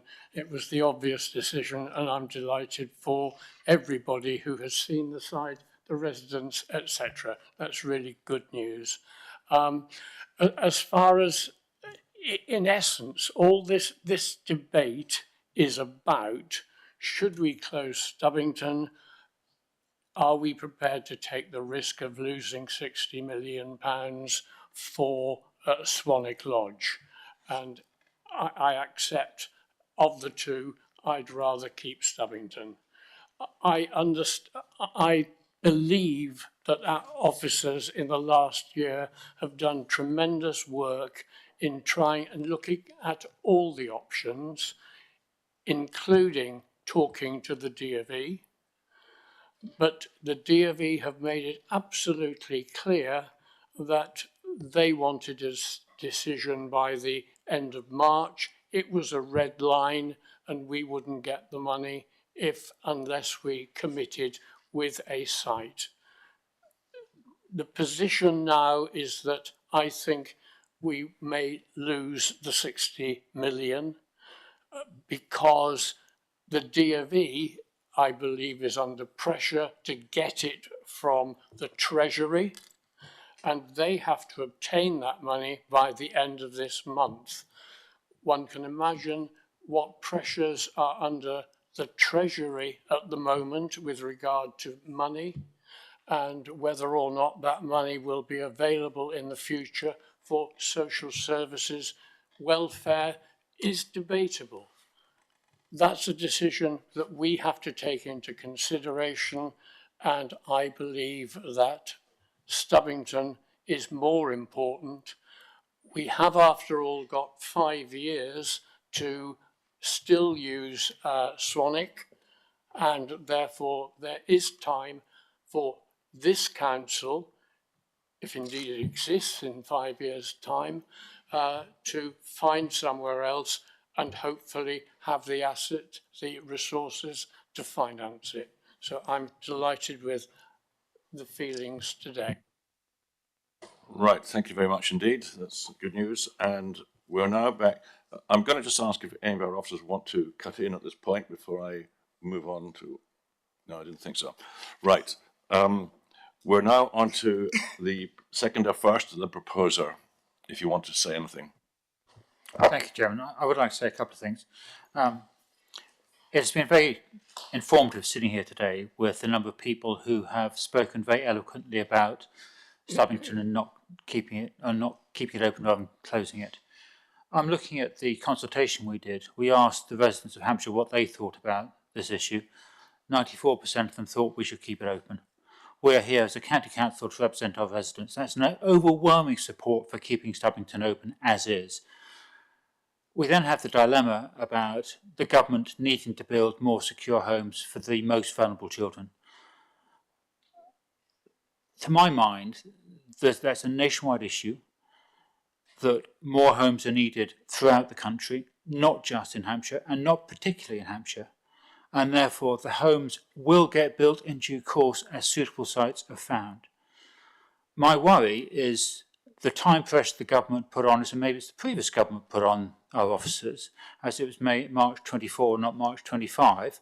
So I'm not making a party political point here, but saying there's a false pressure to force officers to come up with a suitable site in that time period if it means closing such a valuable site to the residents. And therefore I feel quite comfortable in this choice between the many and the few. I think the homes will get built in due course. They may not get built in South East Hampshire. They may even not get built in Hampshire. I think they will get built in the country because there's an overwhelming need for them.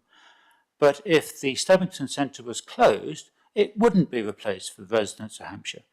And therefore I don't think, personally, I never thought this was much of a dilemma. I represent Hampshire's residents, and I'm very pleased to do so. And therefore, seconding this amendment, it's a real pleasure saying to the Cabinet to go back and work with the officers, try and find another site, and if we don't find another site, fully accepting the money may go elsewhere in England or Wales to build this home somewhere outside Hampshire, but it will get built, whether it's built by in Hampshire or elsewhere. Thank you. So I'm very happy to second the amendment. Indeed. Now, I would have normally gone straight on to Councillor Burgess, but Councillor Withers, you've had all morning to get your name in here, but I'm going to let you speak if you've got something to add to the debate. Thank you, Chairman. And being the end of the alphabet, I thought I'd better come in last. I'd like to thank all the presentations today. I thought it was very emotional and the clarity was there. And it was very difficult for some people to get up and speak in front of us, but I think you all did an excellent job. The point I'd like to make, Mr. Chairman, is that looking at Stubbington Centre, which they were talking about, you know, primary school age, 5 to 11. And we're talking about the most vulnerable people in our society going to Swanwick, which is 10 to 17.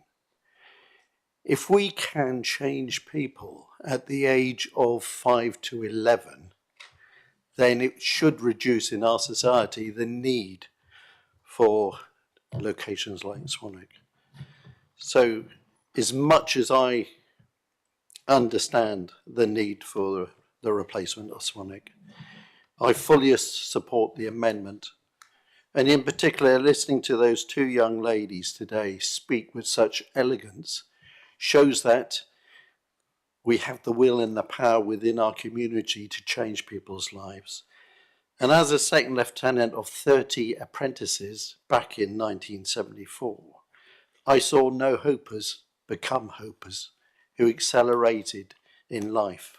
And we've got to remember that, you know, change in people's life doesn't only happen in their teens, it can happen in their 20s. But the most important period in education is 5 to 11. So I will support the amendment today. Thank you very much, Councillor Withers. Councillor Graham Burgess, you have the last say. Thank you, Chairman. That is rare.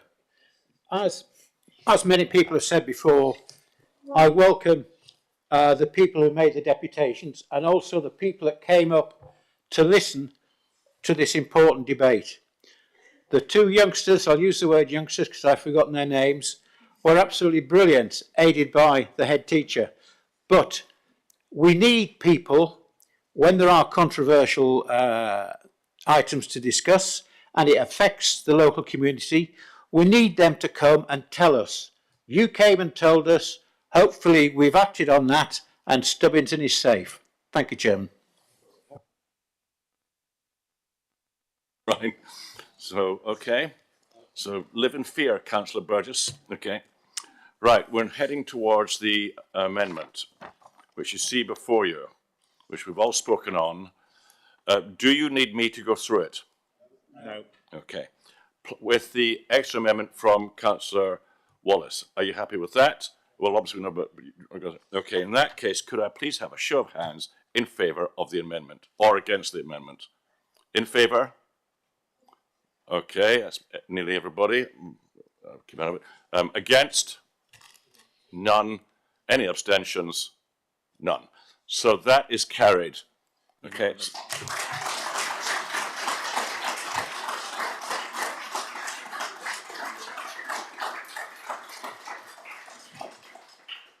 The decision's been made, the recommendation will go to Cabinet. Does anybody, I mean, I'm looking at the leader, want to say anything at this point?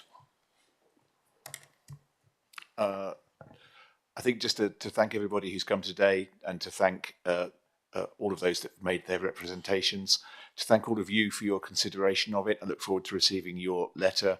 We now take our decision forward on the 18th of March, so in 10 days' time, and we'll certainly be taking everything that you've said here today into consideration when we make that decision. Right, thank you very much, Leader, and thank you for reminding me that I'll be doing a letter to Cabinet on behalf of the Scrutiny Committee explaining what we've just agreed. And with that, ladies and gentlemen, I'm very happy to close the meeting. And may I just say, and I'd like, if we've been clapping everybody, I would like to thank our officers for the work they've done.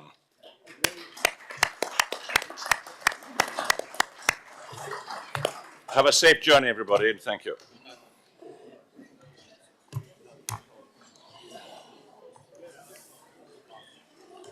Mike's still on.